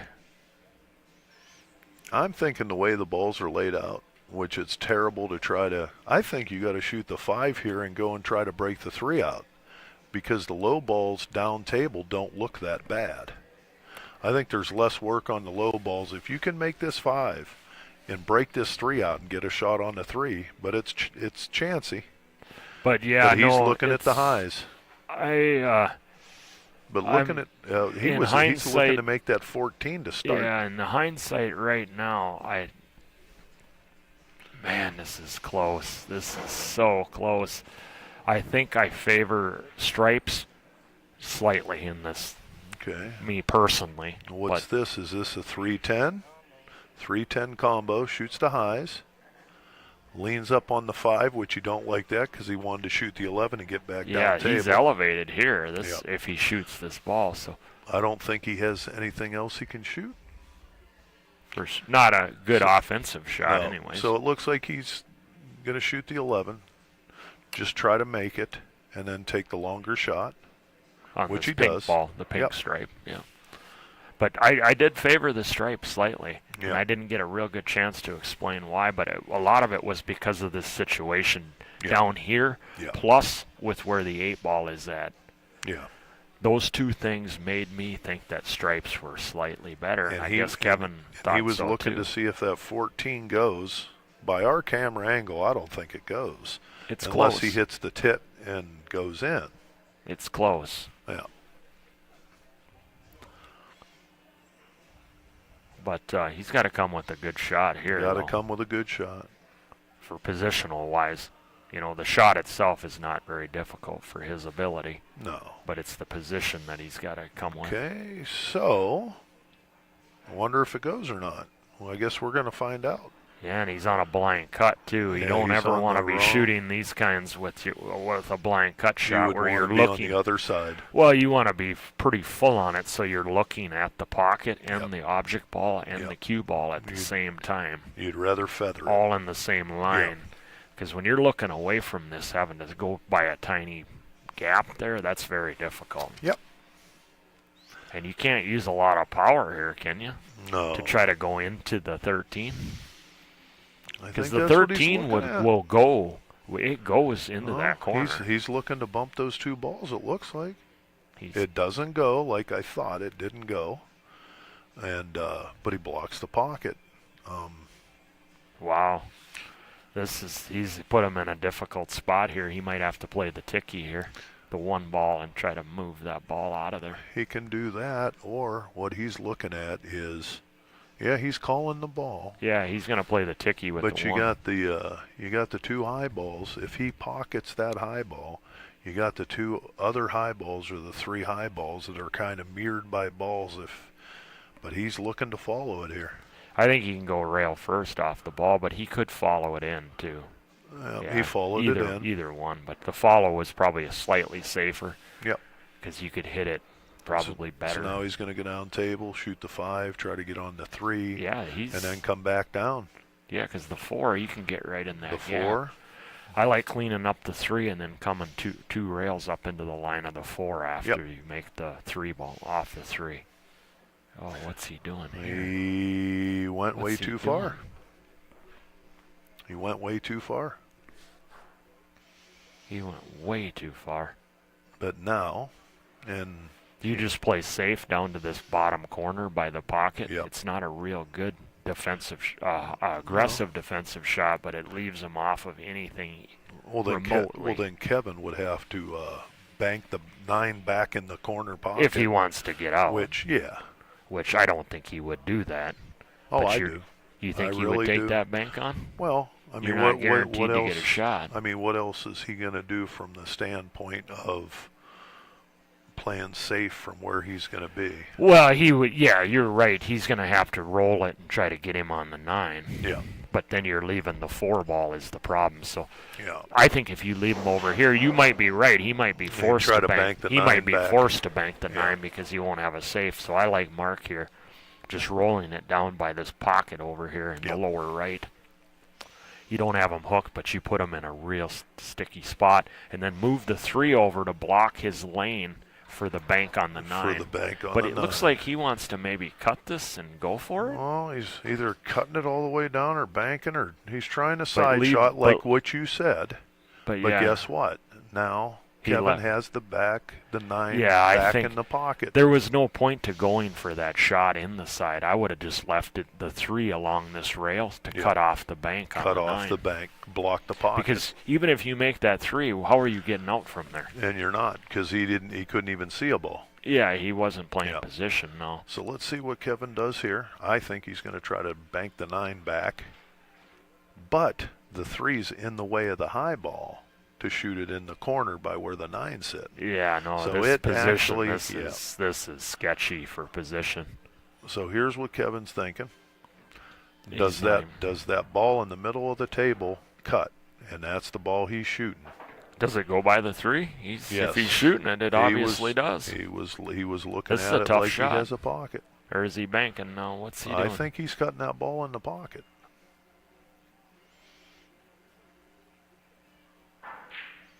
Oh, he played the combo. Some kind of a... Yeah, he played the 3-ball combo in the corner down there. Wow, he was in a tight spot, but I liked Mark's decision there, mainly putting that cue ball in that corner. He put him in a... But for not hooking him, he put him in a really difficult spot yeah. for not having him buried behind a ball. So what are you thinking here, Ryan? 7-ball first, get rid of the mirror? Yeah, for sure. You want to clear the 7 out so that the 6 has a home there, for sure. And does the ball go in the corner By the past 15. the 15? Oh, get a cue ball. Oh, you look mean. at this. He might be able to play these 6 into it here and Oh, okay. wiggle some kind of a way. I think Looking I think that's what he's doing Looking here. at the 3-ball combo? Because he would have never left the cue ball over there if he wasn't planning on playing this 6-ball somehow into this pink ball somehow. Yeah. It wouldn't have made no sense to put the cue ball No, over there. not at all. I mean, this guy is too good. He's Yes. too high level to do that. Oh, so definitely. You can definitely tell his thought process by where he's leaving the cue ball. But I don't think he put that where he wanted. Not exactly. Now, is he but- trying for the 3-ball combo, or is he trying for the 6 to slide? Oh, I like playing the 6 or the 4, excuse me, just like he did the rail. I mean, you couldn't miss the ball. There was almost no way to miss it that way. And then if you looked at it, you weren't going to get stuck. I got you. You weren't going to get stuck. See how the ball is available. The other way, he could have got stuck there somehow. Now this 3 don't pass, so I think No, he has he's gonna have to feather it. Yeah. He feathers it, Oh my goodness. and he got behind the 9. Jeepers, that's unbelievable. He feathered it, got behind the 9. There's just no way you could do that in a million years. No, But he and did they it. leveled the table, so it was a true million, roll. I don't think that he got a bad roll there. Do you, Ryan? He just No, rolled I mean, a little too far. I don't know if it was the table roll. It's hard to say. I mean, I'm not at the table, but that's so creepy what just happened there. There's just no way in a million years you could imagine that could even be happening.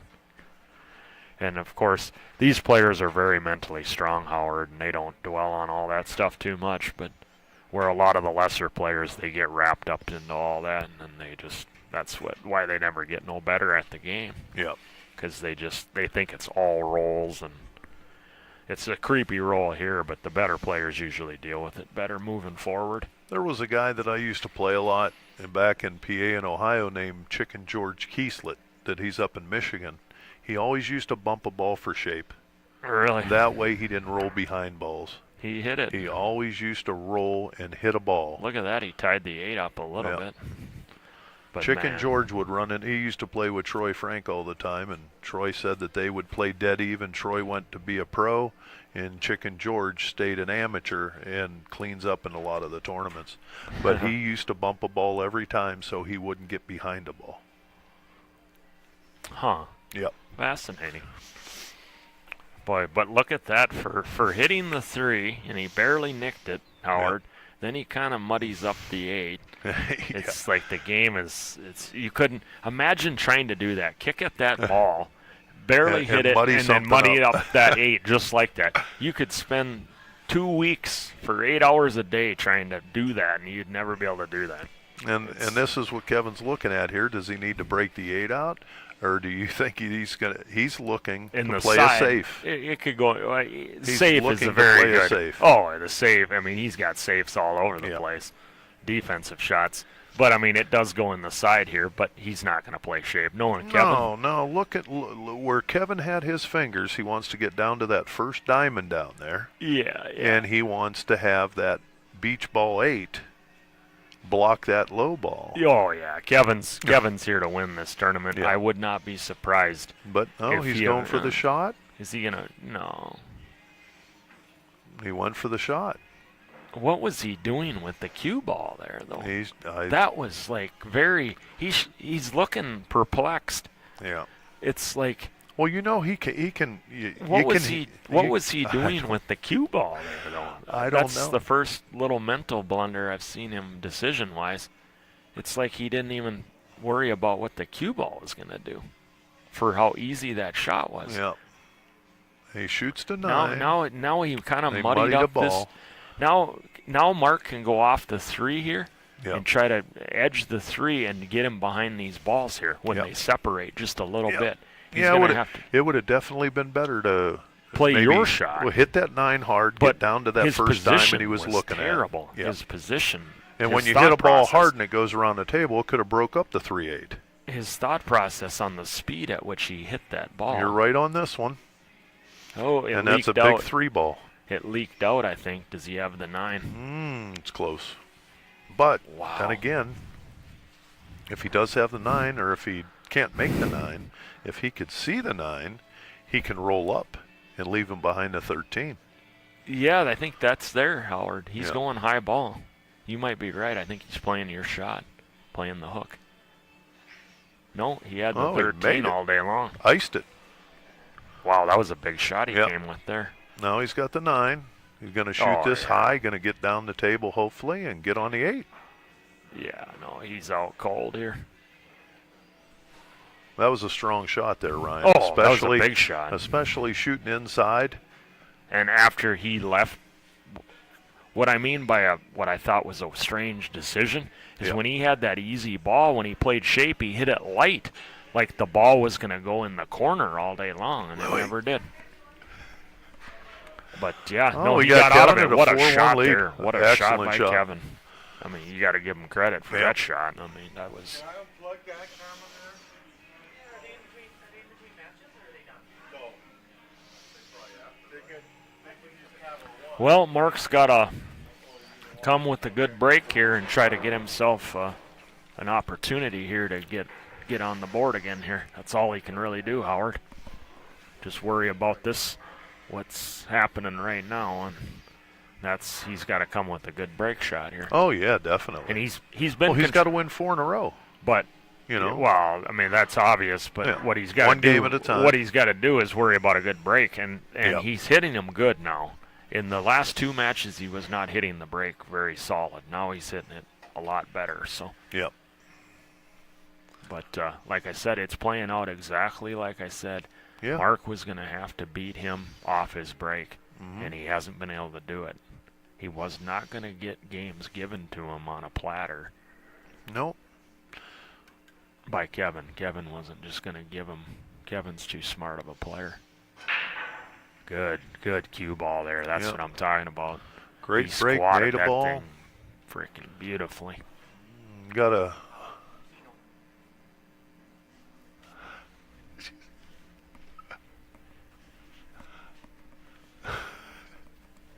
But yeah, so eight's pretty accessible.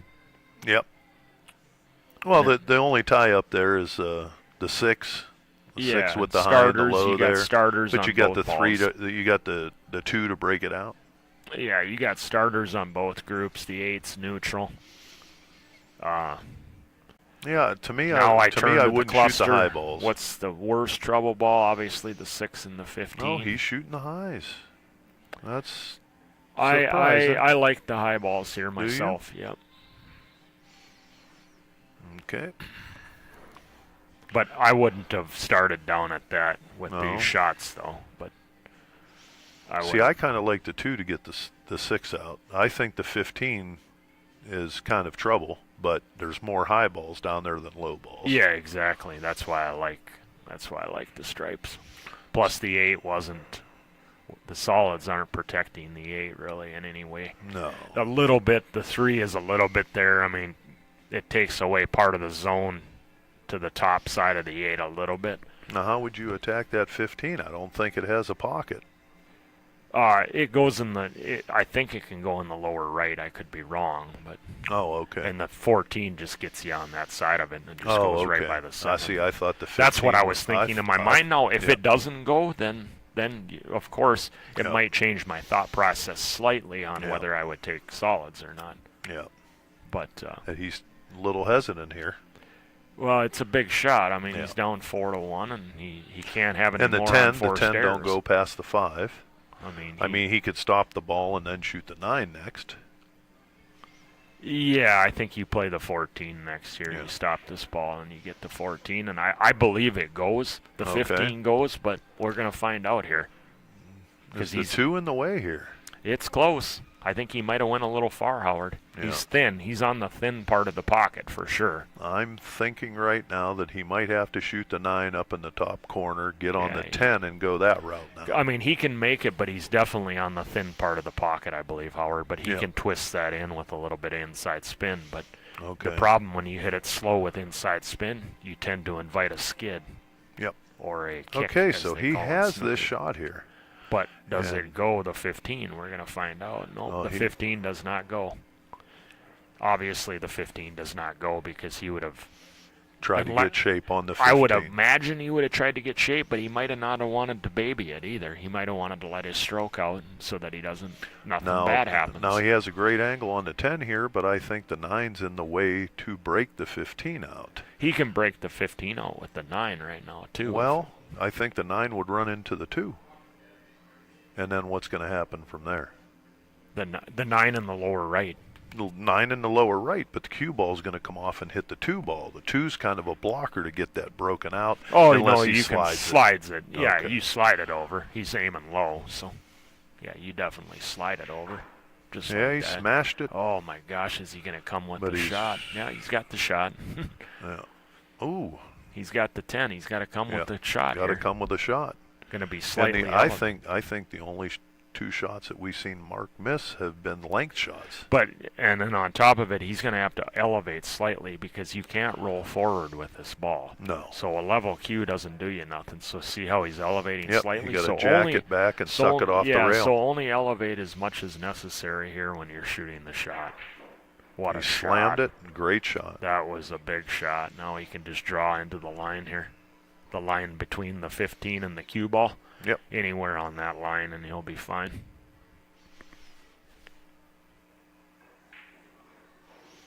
Perfect shot there. Yeah.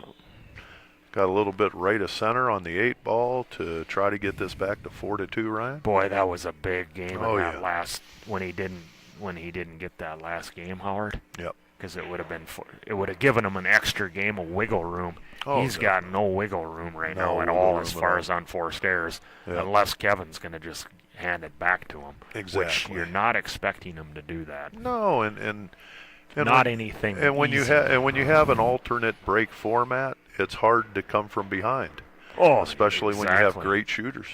And Kevin's on the odds, so he's got 2 or 3 breaks here. Yep.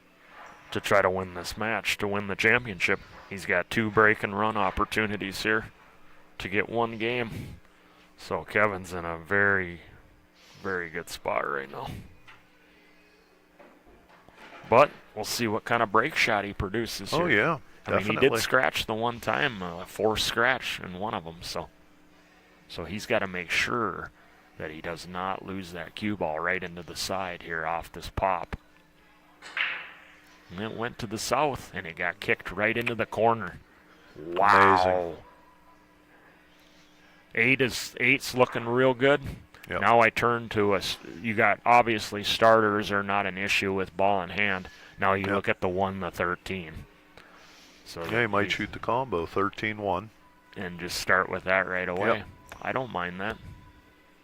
Look at where all them stripes are at, kind of in the middle there. So In the you're middle gonna of the want to table. you want to deal with that 2 and that 7 sooner than later because 'cause of you where gotta get all good those shape stripes on are there. at.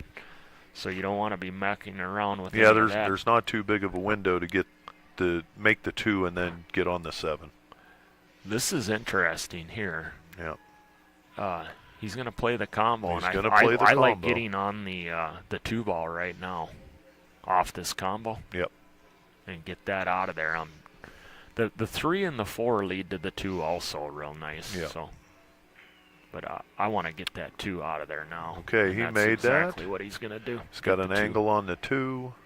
He's going to have to either run into the 7 or get past it. Yeah, he won't run it. You can't run into the 7 off of this angle, not directly. No, I don't believe he can do it. I just don't think the I don't geometry's think he there. can baby it to get on no, the 7 either. No, he can't hold it. So He would try to get down with the 5 and the 6.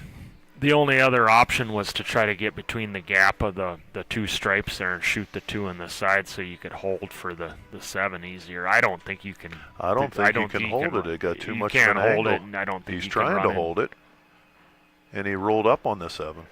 Yeah, he used it off the stripe. He used the thick part of the pocket. You see that? Mm-hmm. Which, that was a good shot.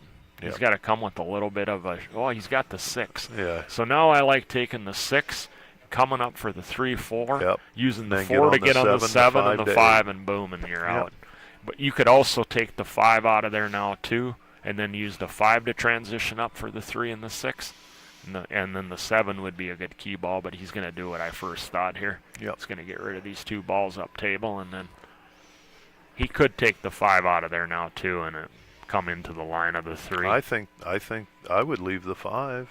Well, but you got to get good position From on the the 7 to the, get to the 5. So I do like taking he's the 5 taking the out of 5 there. out. I like getting the and 5 then he's out got of to there pass better. through them balls to Yeah. shoot the 7 last. Yeah, he's coming into the line of these balls here. So Bump he's the 8. fine. Oh, he bumped it a little bit now to where you see if you were straight on the 7. You don't have a shot on the 8. Yeah, see, Yeah. before it would have just been a stop shot, and you Yep. have it. Now you got to go from the gotta wiggle 7 it to a the little 8. bit. Just moving that 8 a little bit changed the odds just slightly here from that key ball now. So because he's pretty much stuck. Show Louis. Do you take the 4 now and get on the 7 and then use the 3 as your key ball? That's the $1 million Yep. question. He's gonna because he moved the 8. Now, what do you he did. think here? You go He's forward straight 2. on the 7? You know, you go 2 forward rails. 2 rails? And just get to the spot. See where the foot Now, spot you is? got to hit a nice stroke shot here. Yeah. But just don't get greedy. Yeah. Just get yourself near the spot. Yep. That's it. Take the shot on the 3. Take the next shot. But you got to hit this with a little pace or a lot of follow through. Yeah, you don't have to hit it that hard. Just smooth. Smooth. He slammed it. Went 2 rails. Elevated though. Yep. Ooh, no, he's right next to it. He's right on the side of it. He's fortunate there, but even if he was elevated, Howard, all he would have to do is put it down, and he was going to have the shot on the 8. Yeah. But, oh my. Oh, I was like, did he overcam that thing? At first, I was like, he really got into that one. I was like, well, it's getting interesting here now, Howard. Definitely. From 4-1, now it's 4-3 4-3. with Mark breaking. Oh.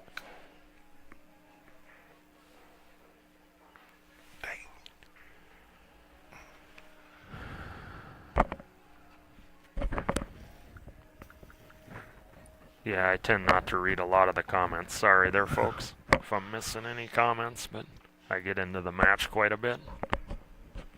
All right, so from 4-1, we're at 4-3. We got Mark's break here. On Mark's break, it looks like if he can make a ball on the break here. And Sweet. Federer Gorst took her down, man. Yep. Sweet. He beat those Europeans. Sweet. He beat Filler and Shaw. That's awesome.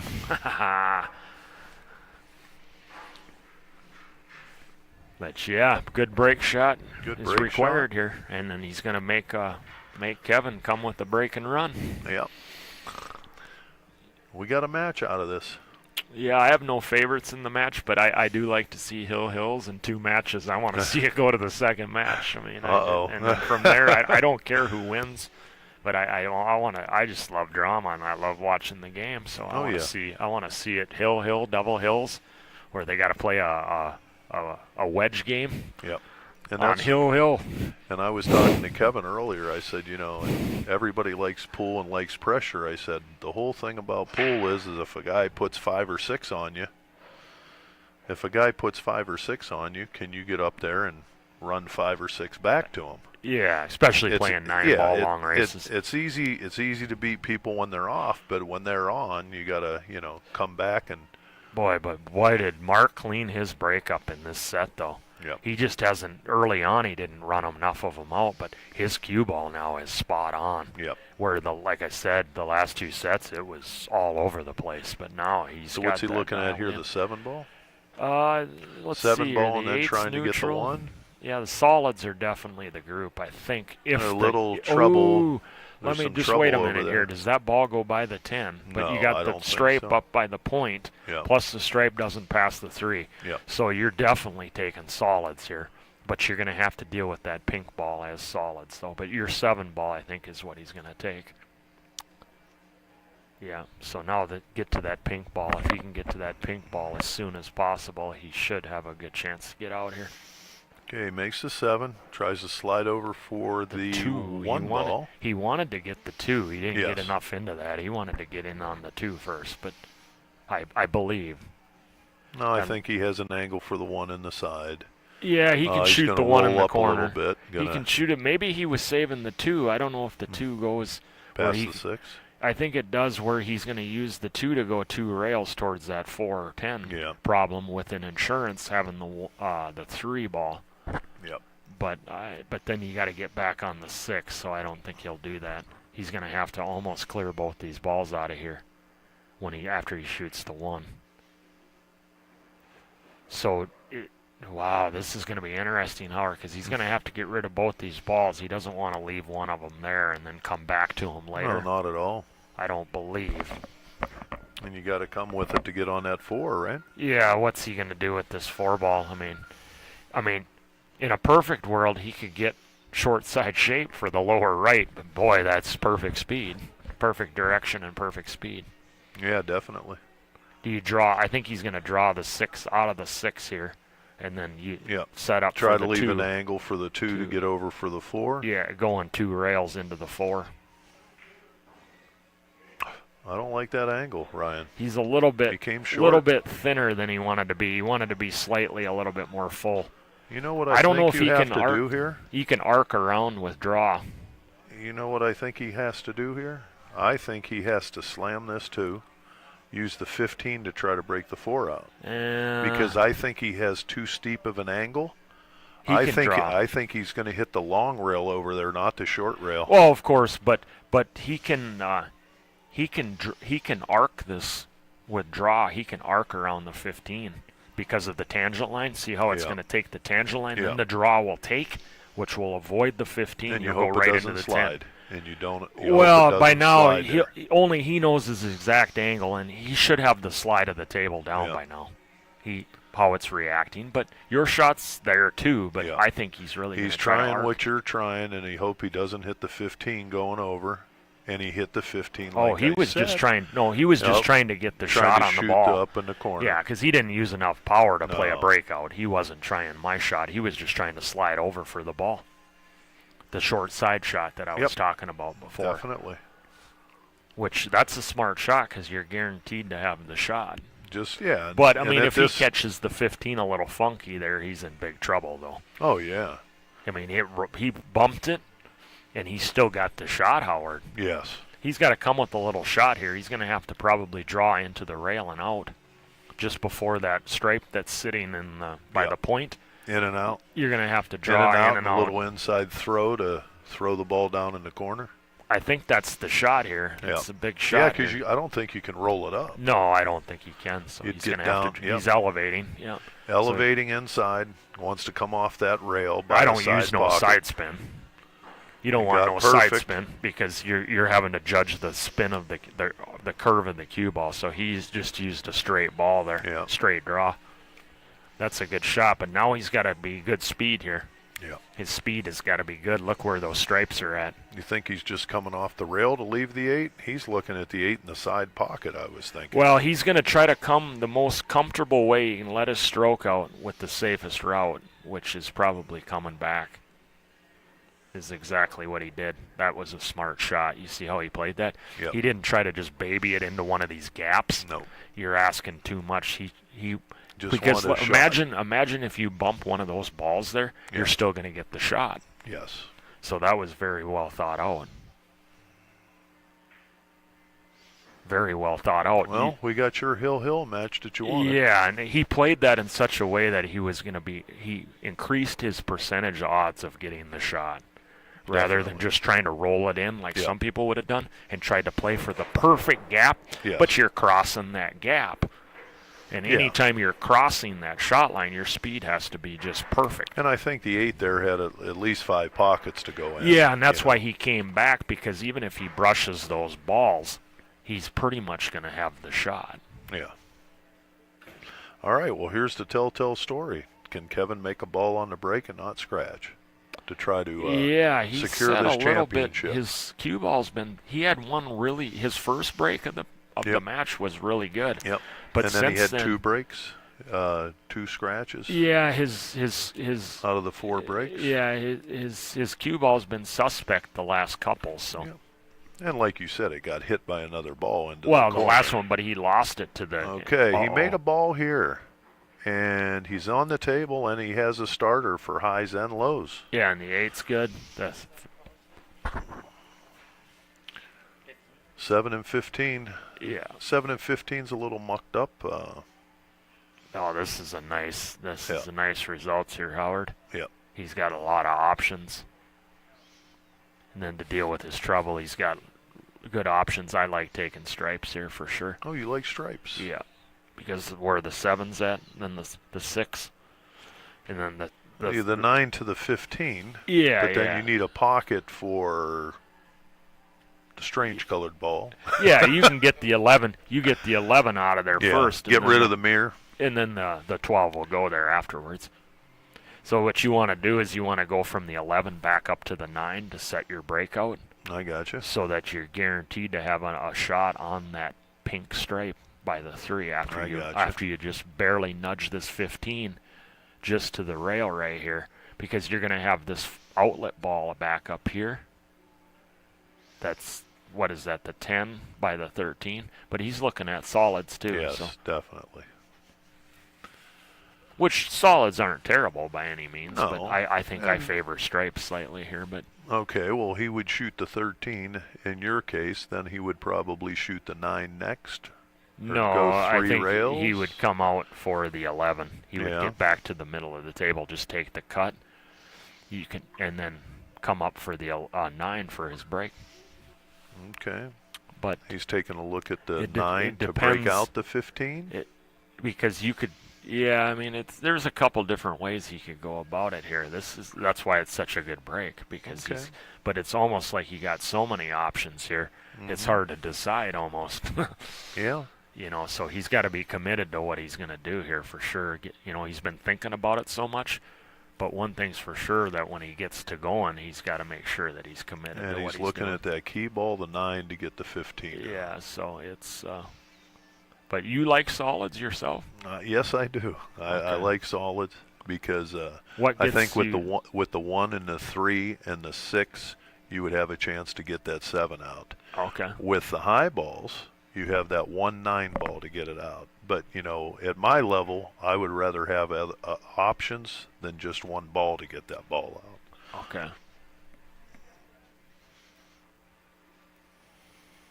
Yeah, he's. And I think he really has to come, with this 13. he I doesn't think he's like gotta go something down here. He's really. Yeah. It's not just a Mickey Mouse throw him in out. So No. he knows And he's this got to is- work. He's and got this to is work for, to get this it is out for here. the championship. This. Well, he's got one set, you Yeah. know, but he doesn't want to go to that second Well, set not for at sure. all. I know I wouldn't want to. I mean, I want to finish it quick, get out the door. I think he's going to shoot this 13, go inside, go 3 Yeah, rails. He's doing what I'm doing here. Get back to the middle of the table, Yeah. play the 11, roll up for the 9 for your breakout, and you Yep. got 2 insurance balls. You Yep. can't go wrong. He didn't get enough distance, though. I would have wanted to be a little bit further up the table. Yep. But yeah, he can't Yep. overrun it, and then he's fine. He used the 8. What a Yep. smart shot. Yeah. He used the 8 to kill the cue ball. So we got an angle here, a little bit left to center on the 9. to push that 15 out to get the 7 Or off the bump 15. the 7. You could And he bump got the a 7. saver there. You He might- has a saver in the Yeah, corner. yeah, he could bump the 7. Actually, the smart shot here is to bump the 7 out of Yep. there and leave the 15 alone. Yep.